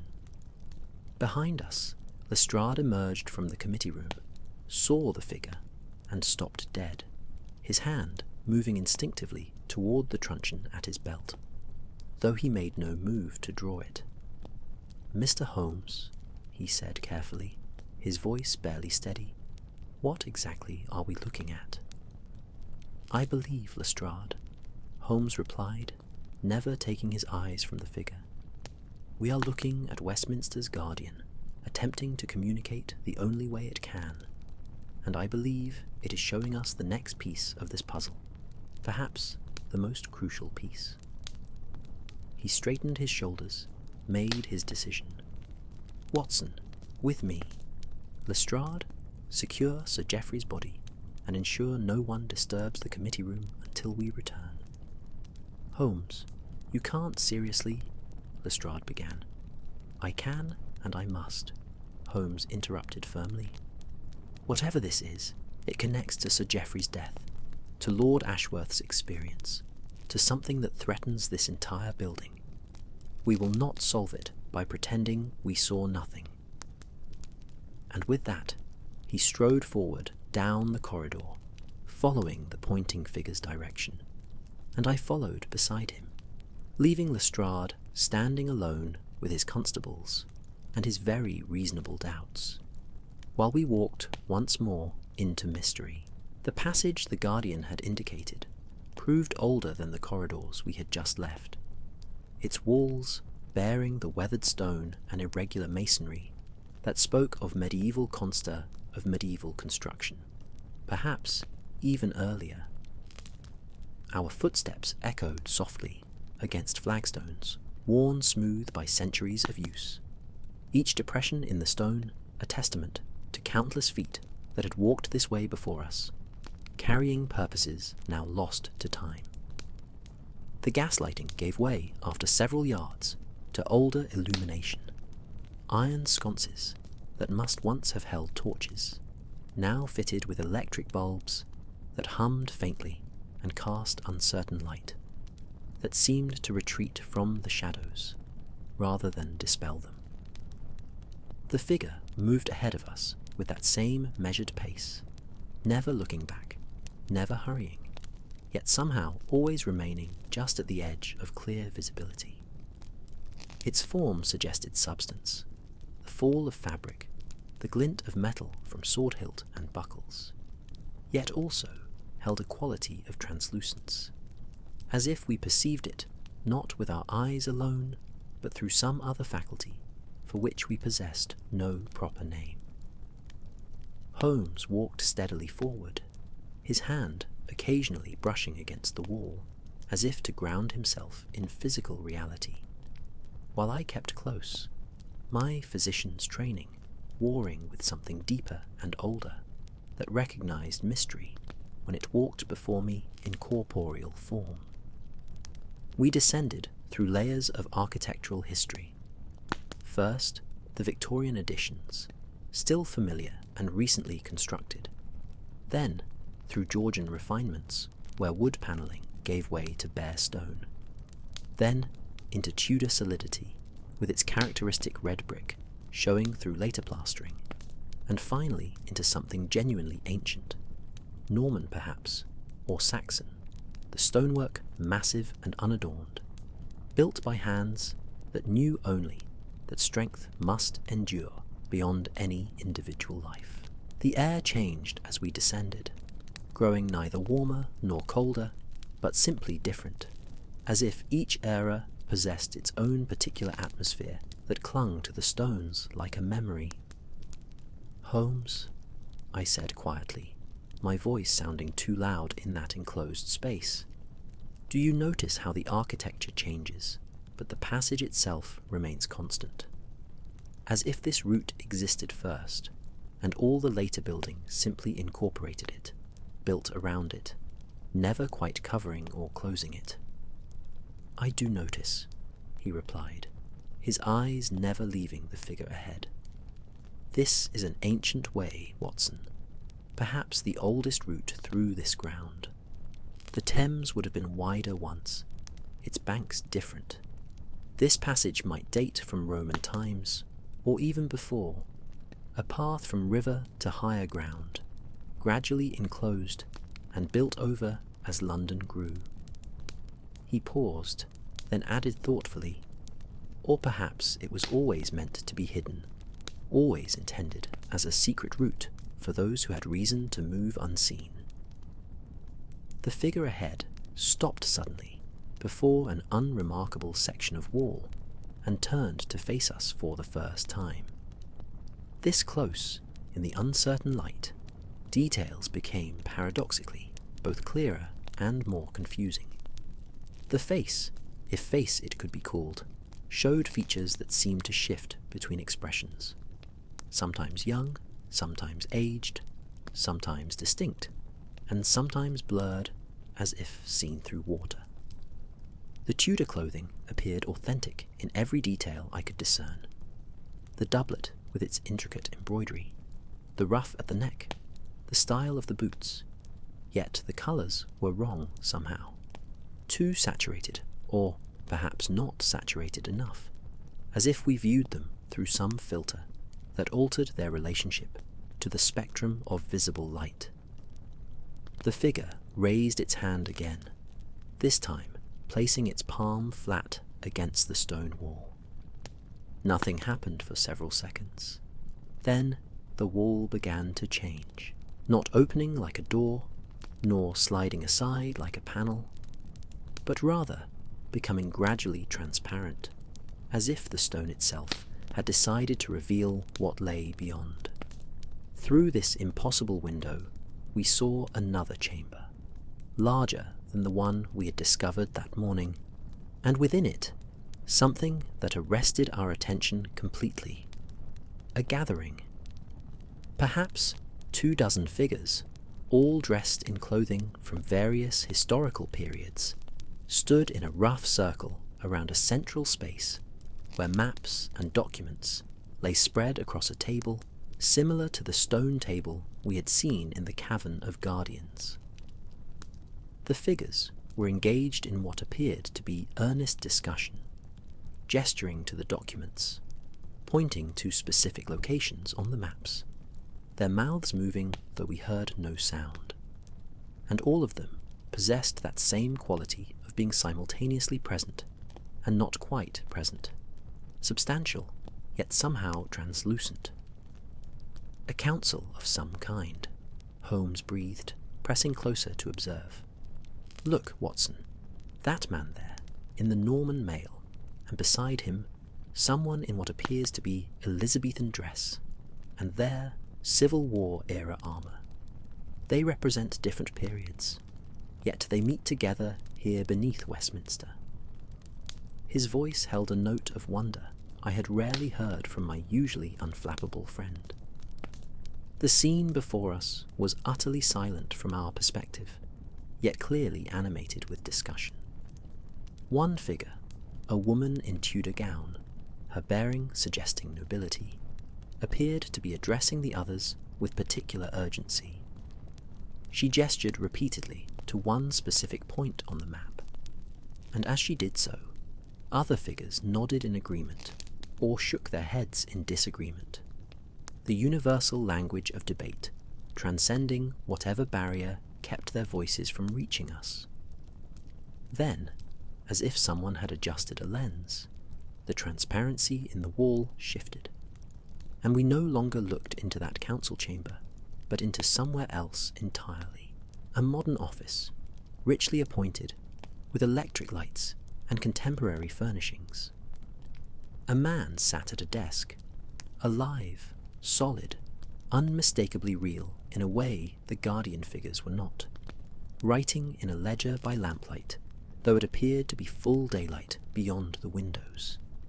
He was perhaps 40, well dressed in modern fashion, his face bearing an expression of intense concentration. "Sir Geoffrey," I said, with sudden recognition. "Holmes, that's Sir Geoffrey Carlyle, but alive, presumably before his death today." As we watched, Sir Geoffrey set down his pen and reached into a drawer, withdrawing a folder bound in dark leather. He opened it carefully, revealing pages of old parchment, and began examining them with the same intensity Lord Ashworth had described in his own researches. The pages appeared to be covered in symbols similar to those we had seen in the Guardian chamber, and as Sir Geoffrey studied them, his expression gradually changed from academic interest to something else. First puzzlement, then dawning realization, then something that might have been fear. At that moment, a shadow fell across Sir Geoffrey's desk, though no one else was visible in the room. The shadow had definite form, humanoid, tall, reaching toward the papers Sir Geoffrey examined. Sir Geoffrey looked up sharply, his face draining of colour, and his mouth opened as if to speak or cry out. The shadow moved closer, seeming to lean over him, and Sir Geoffrey pressed back in his chair, one hand rising as if to ward off some threat. The vision changed again, too quickly for comfort, and now we saw Sir Geoffrey in the committee room, where we had found his body. He sat at the table, the same leather folder before him, but his hands trembled as he turned pages. The door behind him was closed, locked as the secretary had reported, yet shadows gathered in the room's corners, growing thicker and more substantial with each passing moment. Sir Geoffrey must have sensed them, for he kept glancing over his shoulder, his fear palpable, even through this strange window into past events. Then one shadow detached itself from the others, and moved forward, taking form as it came. Not the guardian in Tudor dress, but something else, something darker and more diffuse, without clear edges or defining features. It approached Sir Geoffrey from behind, and as it did, his breathing became laboured, visible even in silence through the rise and fall of his shoulders. He clutched at his chest, his face contorting, and the shadow seemed to envelope him, to press down upon him like a physical weight. Sir Geoffrey collapsed forward onto the table, one hand stretched towards the documents, as if reaching for help or understanding, and then lay still. The shadow lingered a moment longer, then dissipated like smoke in wind, leaving only the corpse we had found hours later. The transparency in the wall faded, returning to solid stone, and we stood in the passage once more with the guardian figure watching us with its shifting, indistinct features. Holmes's face had gone pale, and I felt my own hands trembling slightly from what we had witnessed. "He was murdered," I said, the words emerging hoarse and uncertain. "Sir Geoffrey was murdered by something that should not exist. By something that exists nonetheless," Holmes corrected, his voice tight with controlled emotion.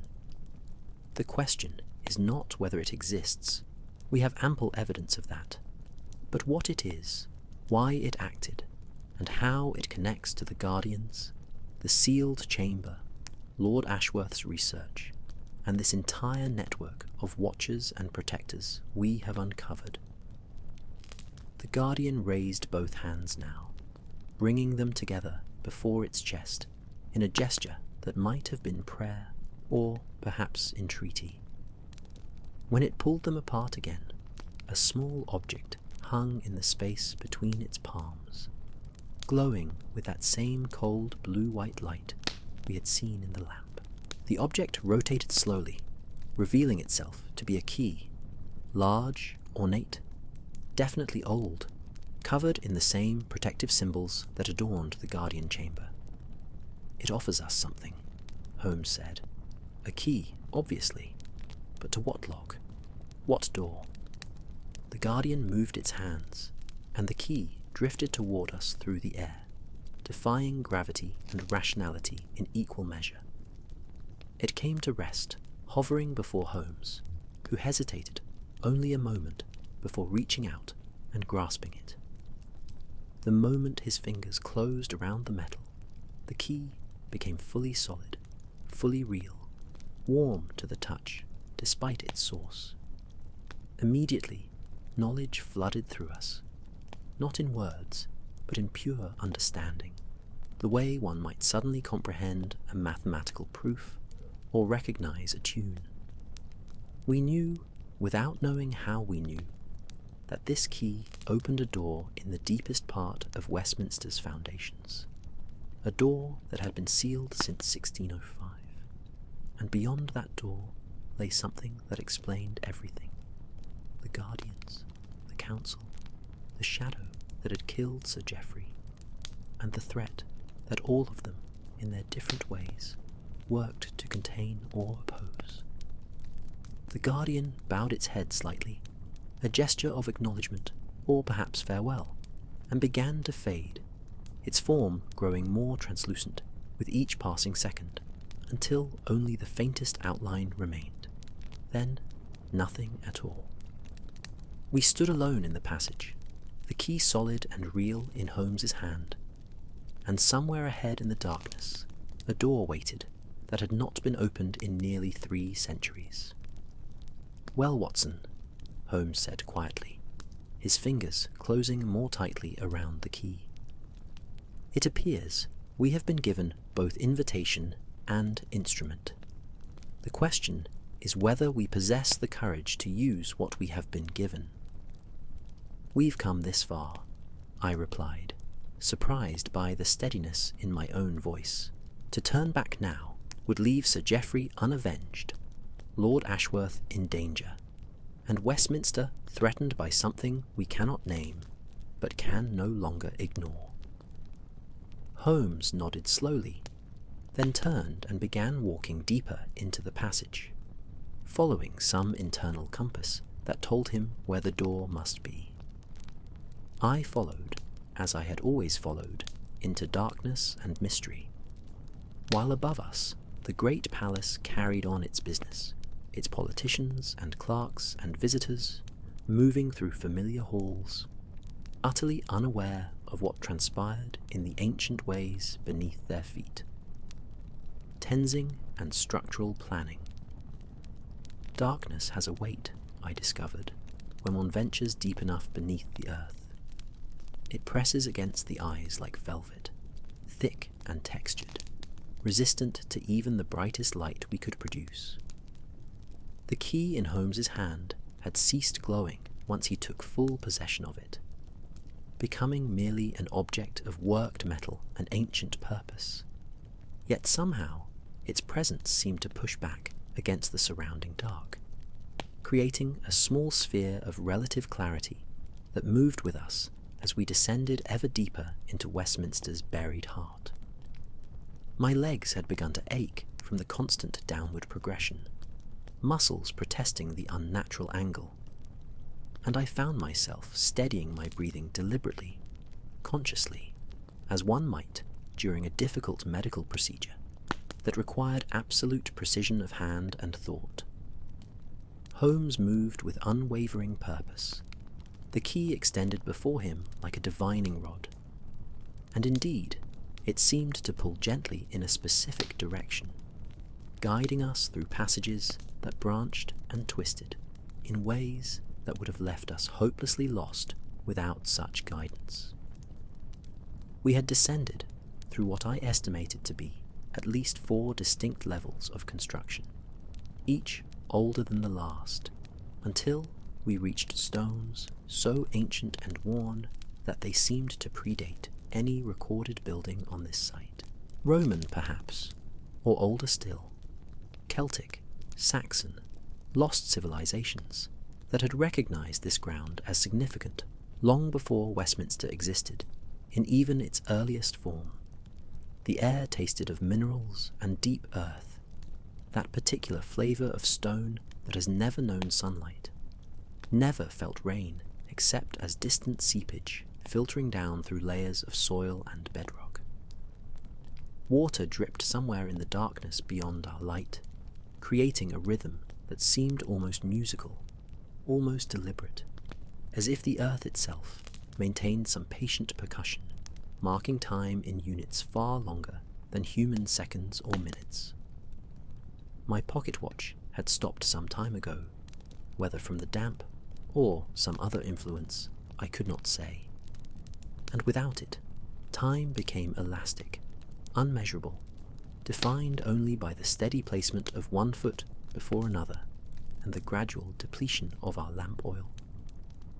"There," Holmes said suddenly, his voice startling in the profound silence we had maintained for what might have been 10 minutes or an hour. He directed our light toward a section of wall that appeared, at first glance, no different from any other we had passed. But as the beam steadied, details emerged, a rectangular outline in the stone, barely visible, and within that outline a keyhole of extraordinary size and complexity, its edges carved with the same protective symbols that had adorned the guardian chamber far above. The door itself, when we examined it more closely, proved to be not wood, but solid stone, perhaps 6 inches thick, based on the depth of the frame, and carved from a single piece rather than assembled from blocks. The craftsmanship was extraordinary. Whoever had created this barrier had possessed skills that would have been remarkable in any era, let alone in the early 17th century, when the Guardian tradition suggested it had been sealed. Holmes raised the key, fitting it into the lock with a precision that suggested key and lock had been made as one unified piece, designed for each other alone. For a moment, nothing happened. Then, the key began to warm in the lock, that same blue-white glow emerging from the carved symbols and running through the channels and patterns like luminous liquid finding its level. The light spread across the door's surface, tracing designs we had not seen before. Not protective symbols now, but something else. A map or diagram showing what appeared to be a tree with roots extending deep and branches reaching high. And along those branches and roots, words in Latin that my schoolboy education barely allowed me to decipher. The Tree of Realm, Holmes translated softly, his Latin far superior to mine. Roots in ancient earth, branches in current law, fruit in future peace. Below the roots, threats unnamed. Above the branches, protections maintained. He reached forward, grasping the key again, and turned it clockwise with slow, deliberate force. The sound that emerged was like nothing I had heard before. Not the simple click of tumblers falling into place, but a complex series of musical notes, each one triggering the next in sequence, creating a brief melody that seemed to contain within it both warning and welcome. The door shuddered, dust falling from its upper edge, then began to swing inward with ponderous weight, revealing darkness beyond, that seemed somehow deeper and more absolute than any we had yet encountered. A breath of air emerged from that opening, not the stale, dead air of a sealed space, but something that moved and circulated, carrying scents that had no business existing this far beneath London. Incense, old and faded, but still perceptible, parchment and ink, something like garden earth after rain. And underneath it all, that peculiar electric quality that precedes thunderstorms, as if the very atmosphere held potential energy waiting to discharge. Holmes entered first, as he always did, his lamp held high, and his posture alert but unafraid. I followed close behind, and found myself in a chamber that defied every expectation I might have formed. It was vast, far larger than should have been possible given Westminster's foundations above, with a ceiling that rose into darkness beyond our light's reach, and walls that curved gently outward, creating a circular space perhaps 60 feet in diameter. The floor was paved in what appeared to be white marble, inlaid with black stone forming patterns that resembled both constellation maps and architectural plans.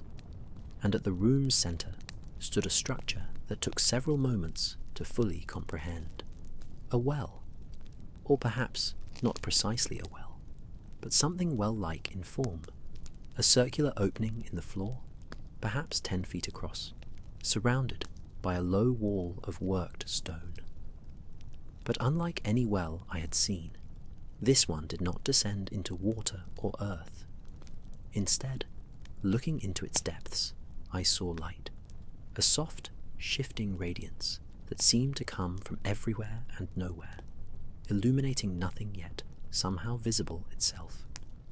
Colours moved within that light, or perhaps the light itself changed colours, cycling through shades for which I possessed no adequate names, some of which seemed to exist just beyond the edge of normal perception. Good Lord, I breathed, moving closer, despite an instinctive reluctance. Holmes, what is this? He had circled to the well's opposite side, and stood looking down into that impossible light with an expression of profound fascination, tinged with what might have been unease.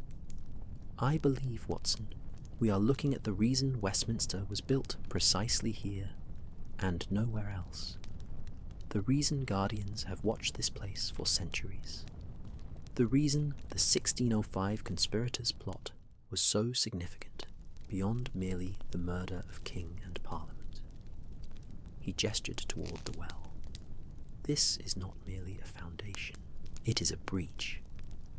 At that word, breach, the light within the well pulsed visibly, as if responding to the label we had given it. The colours intensified briefly, then settled back to their previous slow cycling. I found I could not look directly at the light for more than a few seconds, without my eyes beginning to water and strange after-images forming in my vision. Around the chamber's walls, I now noticed, stood shelves carved directly from the living rock, and upon those shelves rested objects. Books, but also things more unusual, crystalline structures that might have been natural formations, or might have been deliberately shaped. Small wooden boxes with elaborate locks, scrolls wrapped in materials that could have been leather or something else entirely, and what appeared to be mirrors, though their surfaces reflected nothing, remaining absolutely black despite our lamplight falling directly upon them. Holmes had moved to examine these shelves, his detective's instincts drawn to evidence and artifacts, even in the face of inexplicable phenomena. He reached toward one of the books, a massive volume bound in what looked like very old leather, then hesitated, his hand hovering inches from its surface. "Should we?" I asked, understanding his hesitation. Everything we had encountered suggested this chamber held knowledge and power that perhaps was not meant for casual discovery. "Lord Ashworth opened the outer chamber," Holmes replied slowly, "and set events in motion that have already resulted in at least one death. To turn back now, leaving this mystery unresolved."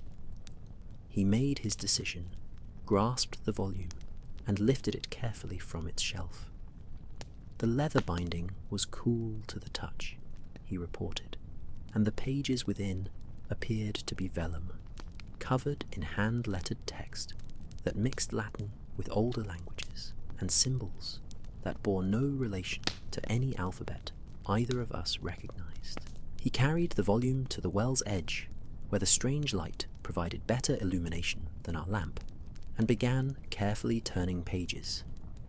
"This appears to be a record," he said, after several minutes of study. "A chronicle of sorts. Dates, events, names. Look here, 1215, Magna Carta, and beside it a notation about the sealing held. 1381, Peasants' Revolt. Threat contained through vigilance. 1483, Richard III. Breach attempted, defenders maintained. On and on, Watson, a complete history of England viewed through the lens of this place, this breach, as I termed it." "Breach between what and what?" I asked, though part of me feared the answer. Holmes turned more pages, his expression growing increasingly grave. "Between our world and elsewhere. The language is often metaphorical, deliberately obscure, but the implications are clear. This well, or whatever phenomenon it represents, exists at a thin point between realities. It is neither fully here nor fully there, but occupies some liminal space where the usual rules of existence become negotiable." He looked up at me, his eyes reflecting the well's strange light.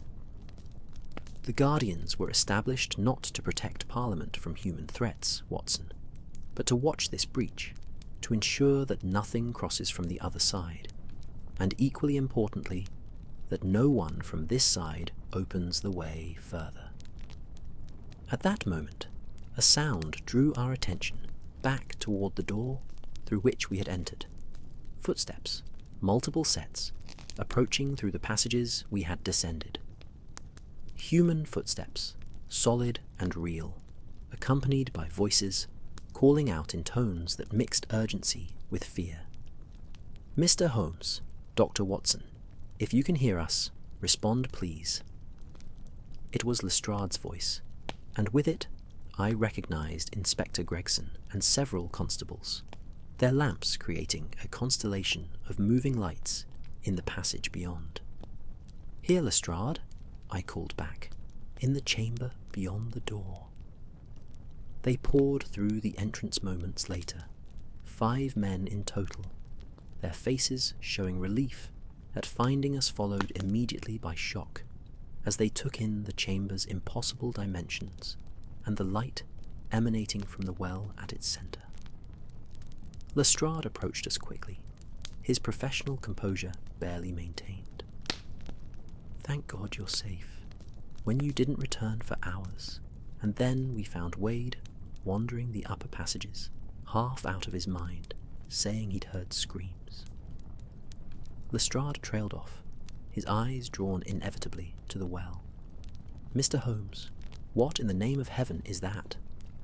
"Not heaven, Lestrade," Holmes replied quietly, closing the massive volume.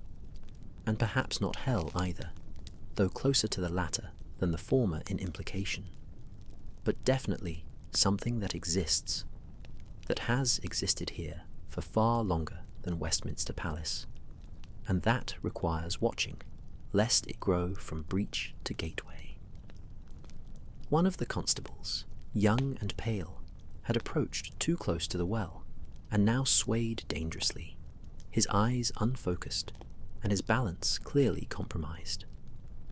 I moved quickly to steady him, guiding him back from the edge, and noted his pupils had dilated enormously, as if he had been drugged with belladonna or some similar substance. "Don't look directly at the light," I warned the others.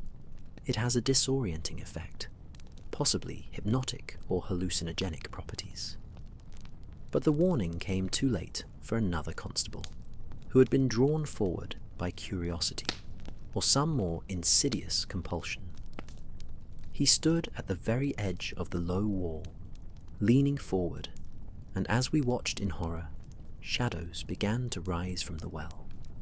Not the strange light we had been observing, but its opposite, dark tendrils that reached upward like seeking hands, drawn to the constable's proximity, or perhaps to his fear, his fascination, his mortal vitality.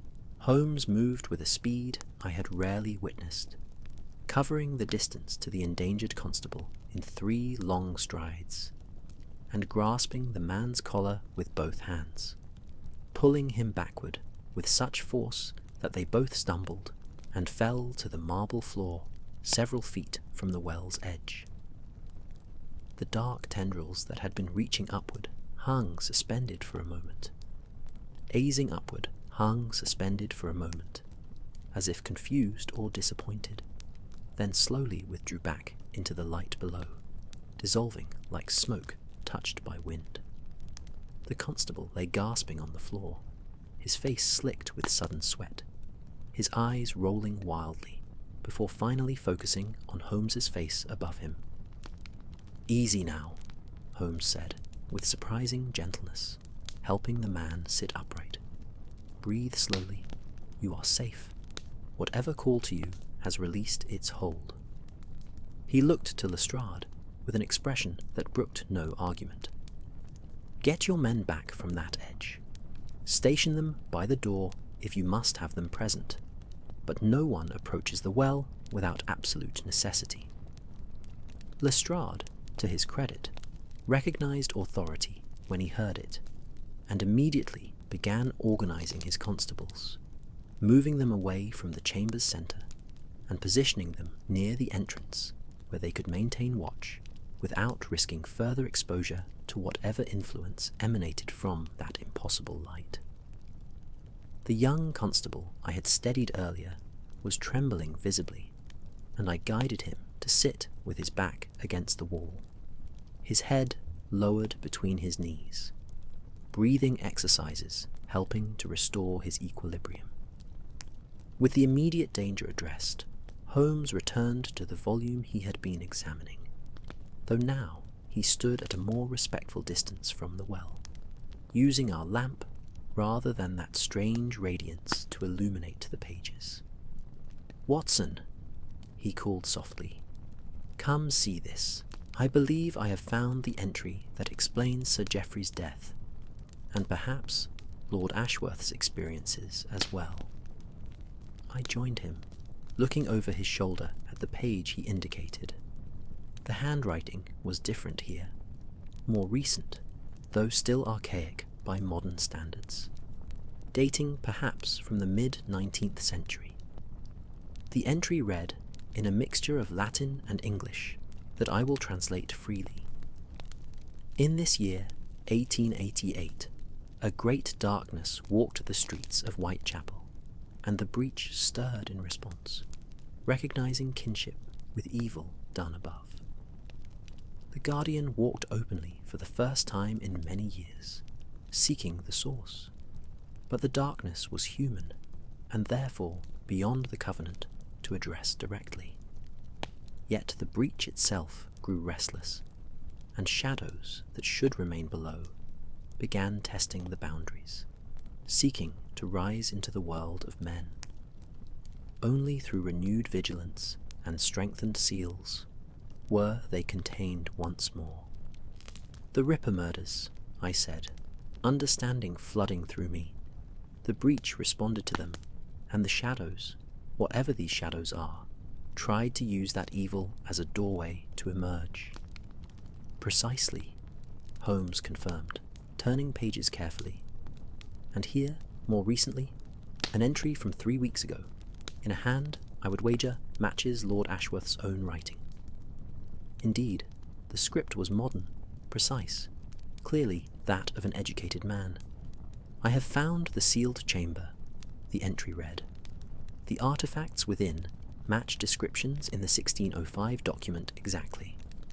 But I am troubled by dreams, and by the sense that in opening what was closed, I have satisfied some condition that should have remained unsatisfied.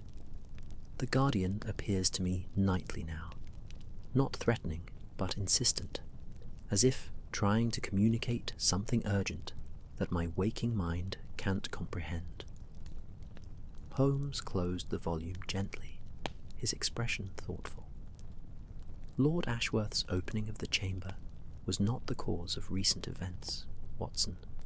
Rather, it was a symptom. Something has been building, some threat approaching or emerging, and the protective mechanisms of this place, the Guardians, the seals, this very chamber itself, have been responding, trying to alert those with the knowledge to understand. Lord Ashworth stumbled into this not through chance, but because his research aligned with a need, a vacancy in the Guardian tradition that required filling." "And Sir Geoffrey?" I asked, though the answer was becoming clear. "Sir Geoffrey discovered the same information through independent research, and, I suspect, attempted to use it for purposes the Guardians deemed threatening. Perhaps political advantage, perhaps simple knowledge-seeking that crossed boundaries meant to remain inviolate. The shadows killed him, Watson, not as murder in any legal sense, but as defense, as containment of a threat to the breach's security." A voice spoke from behind us, cultured and refined, utterly unexpected. "You understand correctly, Mr. Holmes. A pity Sir Geoffrey could not demonstrate similar wisdom." We turned to find the chamber was no longer occupied solely by ourselves and Lestrade's men. The Guardian figures from the council we had glimpsed through the wall now stood throughout the chamber, perhaps 20 of them, their translucent forms more visible in this space than they had been in the passages above. Among them, I recognized the Tudor-dressed Guardian who had led us here, and beside him, the noble woman who had been addressing the council so urgently in our earlier vision. She stepped forward now, her bearing regal despite her semi-corporeal state, and addressed us directly. "I am Eleanor Ashworth," she said, her voice carrying that same dry, ancient quality as the Guardian's had, but with an underlying warmth that suggested she had once been very much alive, and perhaps had enjoyed her life. "Ancestress to your Lord Edmund, who bears my family name still, I served as Guardian in the year 1588, watching through the Armada crisis and beyond, until age claimed me in 1603. Though my service formally ended with death, my connection to this place, to this duty, has never truly severed." Lestrade had gone very pale, and was gripping his truncheon as if it might offer protection against ghosts and impossibilities. But to his credit, he remained at his post by the door, maintaining his professional stance even as his worldview crumbled around him. "You are all former Guardians?" Holmes asked, his voice steady, despite the extraordinary nature of this conversation. "The tradition continues beyond death, then. You watch still, even from whatever state you now occupy." "We watch," confirmed the Tudor Guardian, "as we swore to watch while Westminster stands. The covenant bound us in life, and proved stronger than death's release. We are neither ghosts in the common understanding, nor angels in the theological sense, but something between, echoes of dedicated lives, persisting through will and necessity in this place where the boundaries between states of being run thin." Eleanor Ashworth glided closer, and I noticed now that her movement did not quite match how living humans walked. There was no bob or sway, no weight shifting from foot to foot, but rather a gliding progression that suggested she moved independent of gravity's normal constraints. "The breach has existed since before human memory," she explained. "Ancient peoples recognized this place as sacred and terrible in equal measure. Romans built temples here. Saxons held councils in its proximity. When Edward the Confessor chose to build his abbey on this ground, he did so knowing, or his advisors knowing, that something required watching, something required the weight of prayer and sanctity to keep contained." "And the gunpowder plot?" Holmes asked. "The 1605 sealing?" "The conspirators discovered the breach," the Tudor Guardian said, his voice heavy with old anger and older sorrow. "Not through research, but through exploration of the cellars where they placed their barrels. One of them, a man named Thomas Bates, descended deeper than his fellows and found this chamber. He looked into the well and saw possibilities. Power, he called it. A way to reshape the world according to their vision. They planned not merely to destroy Parliament, but to use the breach, to open it wider during the chaos of the explosion, to allow through things that would have made the gunpowder's damage seem trivial by comparison. The chamber had grown noticeably colder as he spoke, and I noticed frost forming on the marble floor in delicate patterns that seemed to respond to the Guardian's presence. One of Lestrade's constables had begun quietly praying, the words of the Lord's Prayer whispered repeatedly like a protective charm. "We stopped them," Eleanor continued. "My successor, Robert Cavendish, discovered their true intent and alerted those who needed to know. The plot was foiled, the conspirators captured, and Cavendish volunteered to be sealed in the chamber above with the ritual artifacts, to serve as a more permanent watchman than any who had come before. The ceremony transformed him, bound him to his duty in ways that transcended normal human limitation. He became the first of what you might call the eternal guardians, neither fully alive nor fully dead, existing in service to the watch. "And he walks still?" I asked, my voice emerging rougher than intended. "The figure we have seen, that is Robert Cavendish, watching after nearly 3 centuries." "He watches," the Tudor guardian confirmed, "as do we all in our different ways. But the burden falls most heavily on him, for he exists closest to the living world, able to manifest physically when need is great. The cost of that ability is isolation, eternal vigilance, and the slow erosion of all that once made him human, save the core of duty that keeps him bound to purpose." Holmes had moved to one of the shelves, examining the objects there with new understanding. "These items, they are tools, are they not? Methods of maintaining the seals, of strengthening the barriers between this breach and the world above." "Some of them," Eleanor agreed.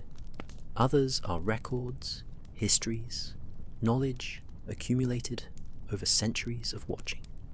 And some," she gestured toward the black mirrors, "some are windows, allowing us to observe threats as they develop, to watch for signs of danger before they reach critical threshold." At that moment, one of the black mirrors suddenly blazed with light, its surface no longer void, but filled with an image as clear as any photograph. We saw Westminster's interior, a corridor I recognized as being in the modern Commons section, and within that corridor a man moved with obvious purpose, middle-aged, distinguished, carrying a leather satchel very similar to the one Lord Ashworth had described finding in his researches. "Lord Ashworth," Holmes said immediately. "He has returned to Westminster. But why?" "Because," Eleanor replied, her voice suddenly urgent, "he has reached the same conclusion Sir Geoffrey reached, that the breach represents power, and power can be used. Sir Geoffrey sought political advantage, documents hidden in this chamber that would grant leverage over rivals. Lord Ashworth seeks something both more noble and more dangerous. He believes he can close the breach permanently, seal it forever, ending the need for guardians and removing the threat it represents." "But he cannot," I said, understanding flooding through me with terrible clarity. "Can he?"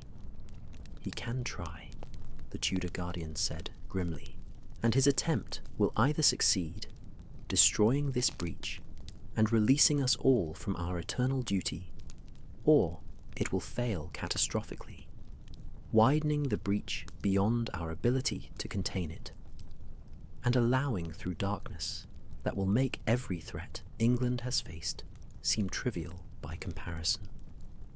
He looked directly at Holmes. "You must stop him, Mr. Holmes.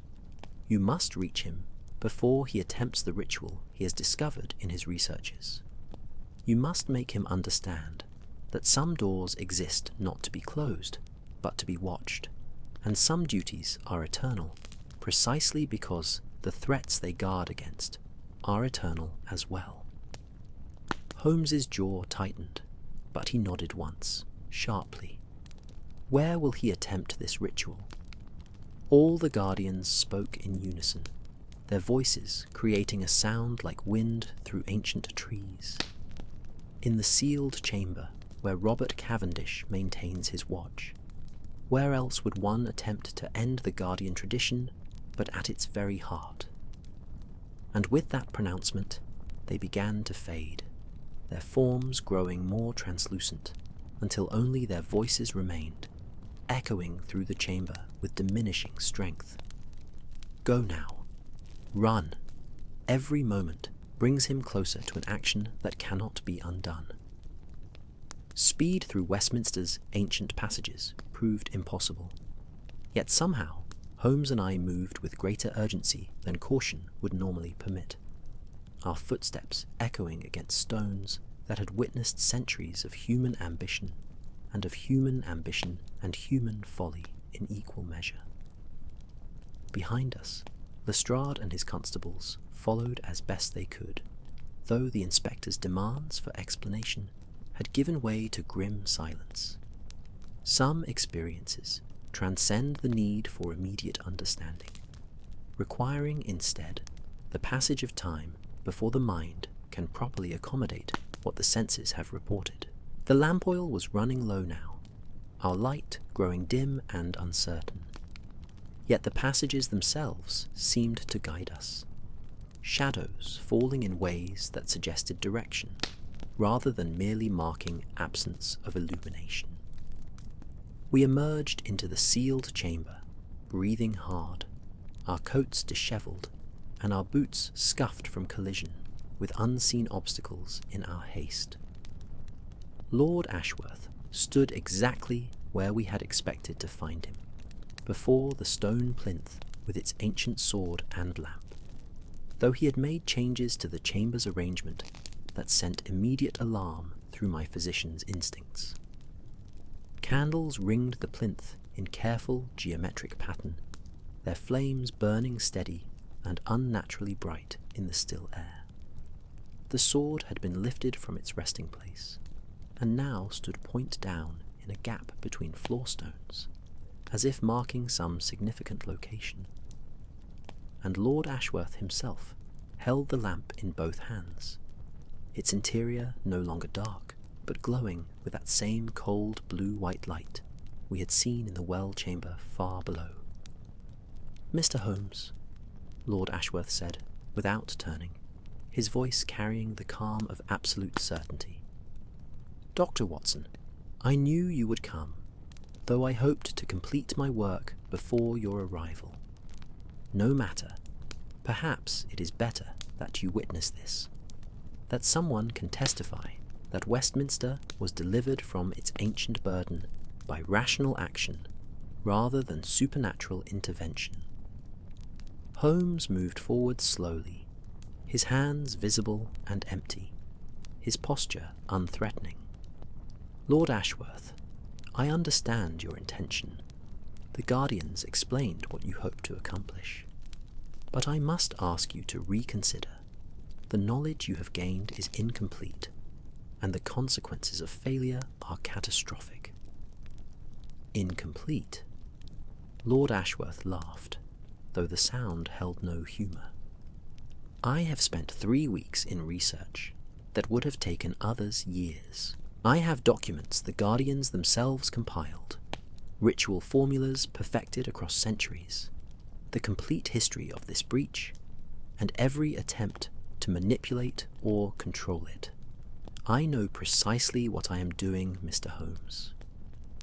He finally turned to face us, and I saw that his eyes held that same dilated, unfocused quality I had observed in the constable, who had looked too long into the well's light. "I am saving England. I am ending a threat that has persisted since before this nation had a name." "You are risking," Holmes corrected gently, "the release of something far worse than the contained threat you seek to eliminate. The Guardians maintain the breach precisely because it cannot be safely closed, only watched, only managed, only kept from expanding beyond its current boundaries." As he spoke, the lamp's glow intensified, casting shadows that writhed against the chamber walls in patterns that hurt to observe directly. The candle flames began to flicker, despite the absence of any draught, and a sound emerged from somewhere deeper than hearing, a vibration that resonated in bone and teeth, a frequency that suggested immense forces barely held in check. "Lord Ashworth," I said, trying a different approach, "think of your ancestor. Eleanor Ashworth served as guardian in Elizabeth's reign. She appears to you because your blood calls to hers, because the duty runs in your family line. Would you dishonour her sacrifice by—" "She appears to me," Lord Ashworth interrupted, his voice rising, "because she cannot let go, because she and all the others cling to their duty long past any rational need. Death should have freed them, Watson, but instead they remain trapped in service to a threat that modern knowledge could eliminate in moments. He raised the lamp higher. I will free them, all of them. Tonight, this ancient watch ends, and the guardians can finally rest. The lamp pulsed once, twice, 3 times in rapid succession, and with each pulse, reality seemed to flex around it, as if the object had become a focal point where natural laws grew negotiable. The sword in the floor began to hum, a musical note that climbed gradually in pitch and volume, and cracks appeared in the stone around its blade, spreading outward in delicate fractures that glowed with the same blue-white light as the lamp. Then Robert Cavendish manifested directly before Lord Ashworth, solidifying from nothing into clear visibility faster than I had yet witnessed, his Tudor garments fully detailed now, his face still shifting, still not quite fixed in any single expression, showing something that might have been desperate pleading, or equally desperate warning. "Stop," the guardian said, his voice carrying a weight that made the very air vibrate. "Not from fear of your success, but from certainty of your failure. I have walked these ways for 3 centuries, Edmund Ashworth. I have seen men and women of extraordinary brilliance attempt what you now attempt, each certain of their superior understanding, each convinced that modern knowledge trumped ancient wisdom. All failed. Some failed quietly, returning to the world above with their ambitions checked. Others failed catastrophically, and their failures required decades of work to repair."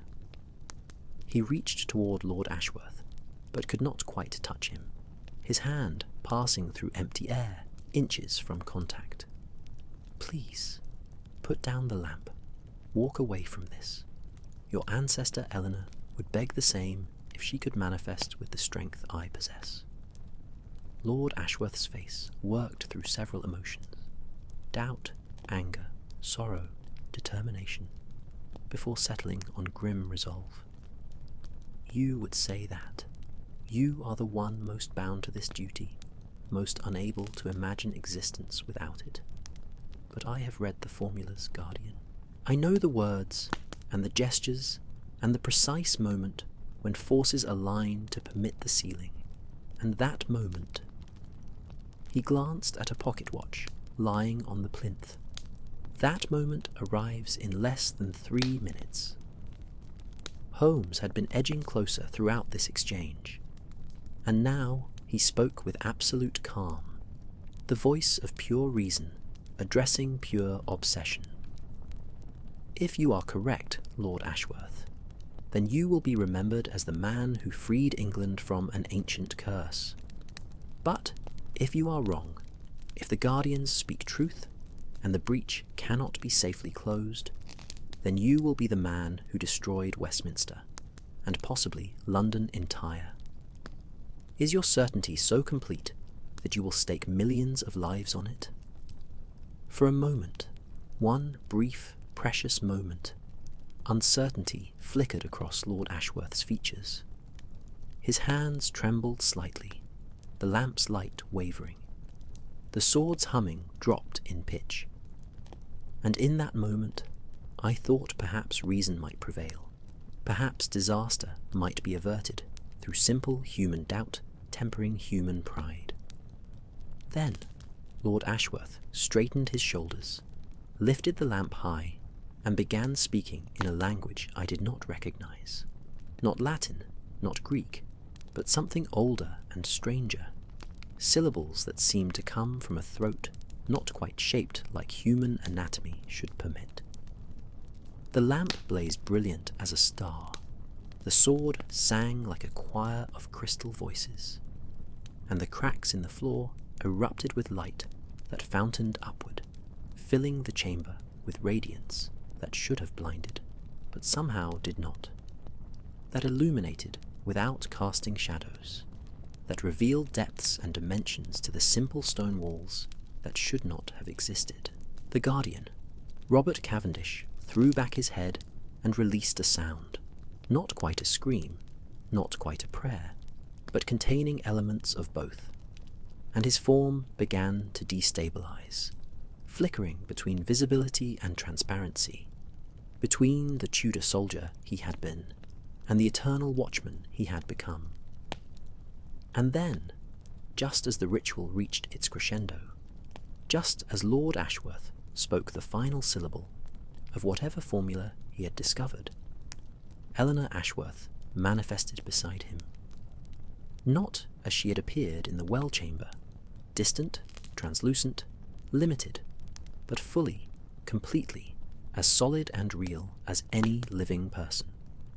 She placed her hands over his on the lamp, her touch apparently substantial, despite her ghostly nature, and spoke a single word in that same ancient language. Everything stopped. The light froze mid-fountain, the sword's note held suspended. Lord Ashworth's voice caught in his throat, and in that frozen moment, Eleanor spoke to her descendant in English, her voice carrying love and infinite sadness. "You would free us," she said softly. "But Edmund, we chose this. Every guardian who has served did so willingly, knowing the cost, accepting the burden. The duty is not a curse, but a calling, and we persist not because we are trapped, but because we choose, every moment of every year, to continue watching.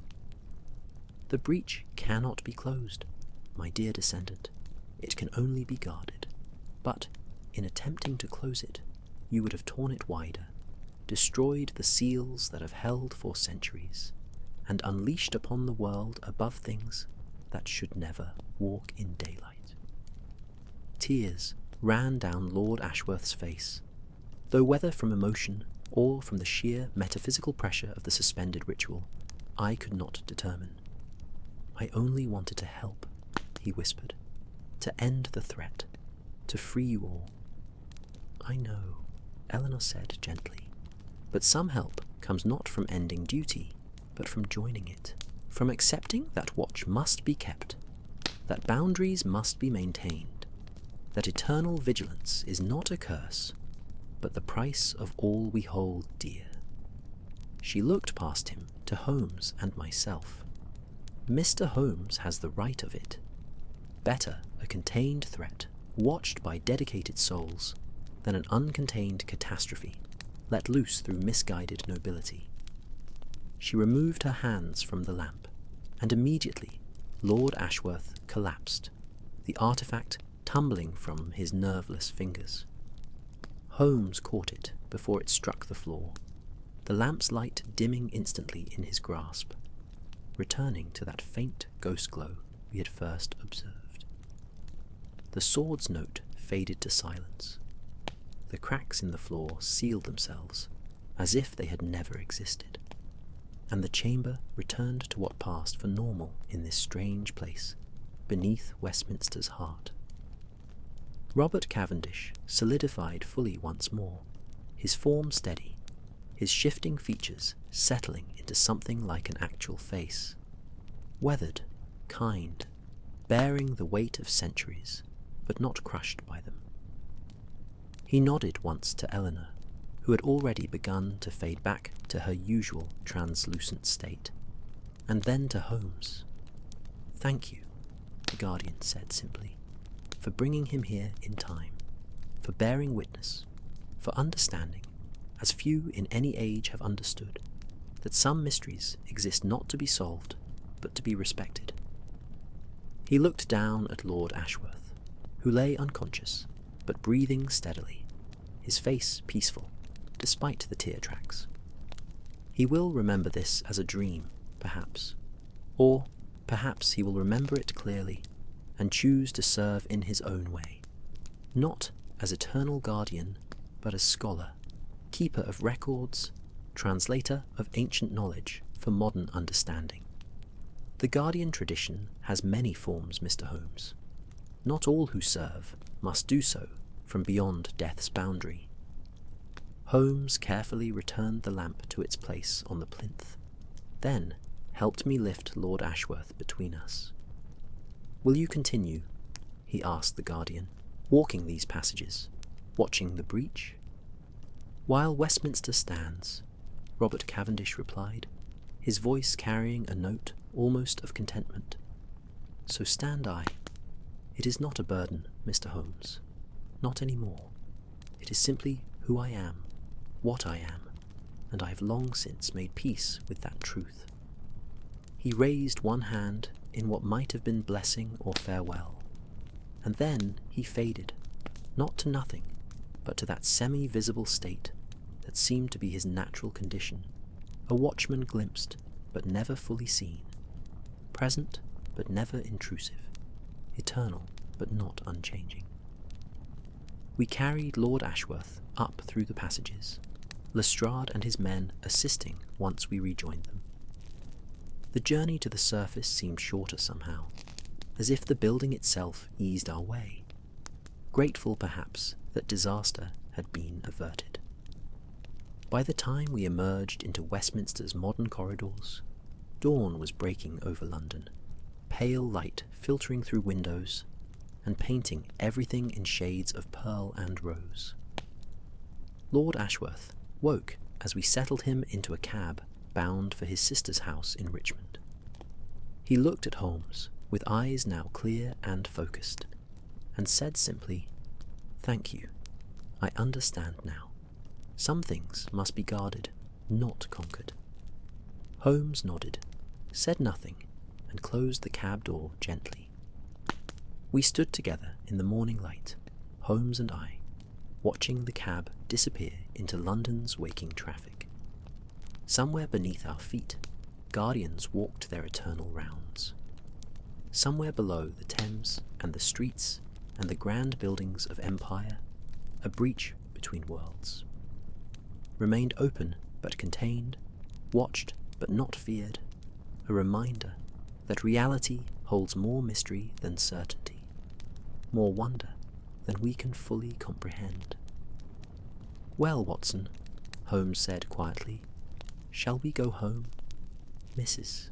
Hudson will have breakfast waiting, and I find I am suddenly quite hungry." We walked together through the morning, two men carrying extraordinary knowledge, already beginning the quiet work of deciding what could be told and what must be kept in confidence. Behind us, Westminster stood patient and ancient, its stones holding secrets, its foundations embracing mysteries, its very existence a testament to the truth that some duties transcend any single life, any single age, any single understanding of what is possible.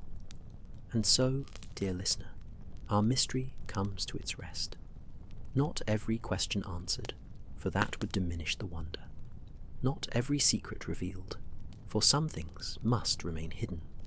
But peace restored, duty honoured, and threats contained by those who chose, freely, willingly, eternally, to watch and wait and guard what must be guarded.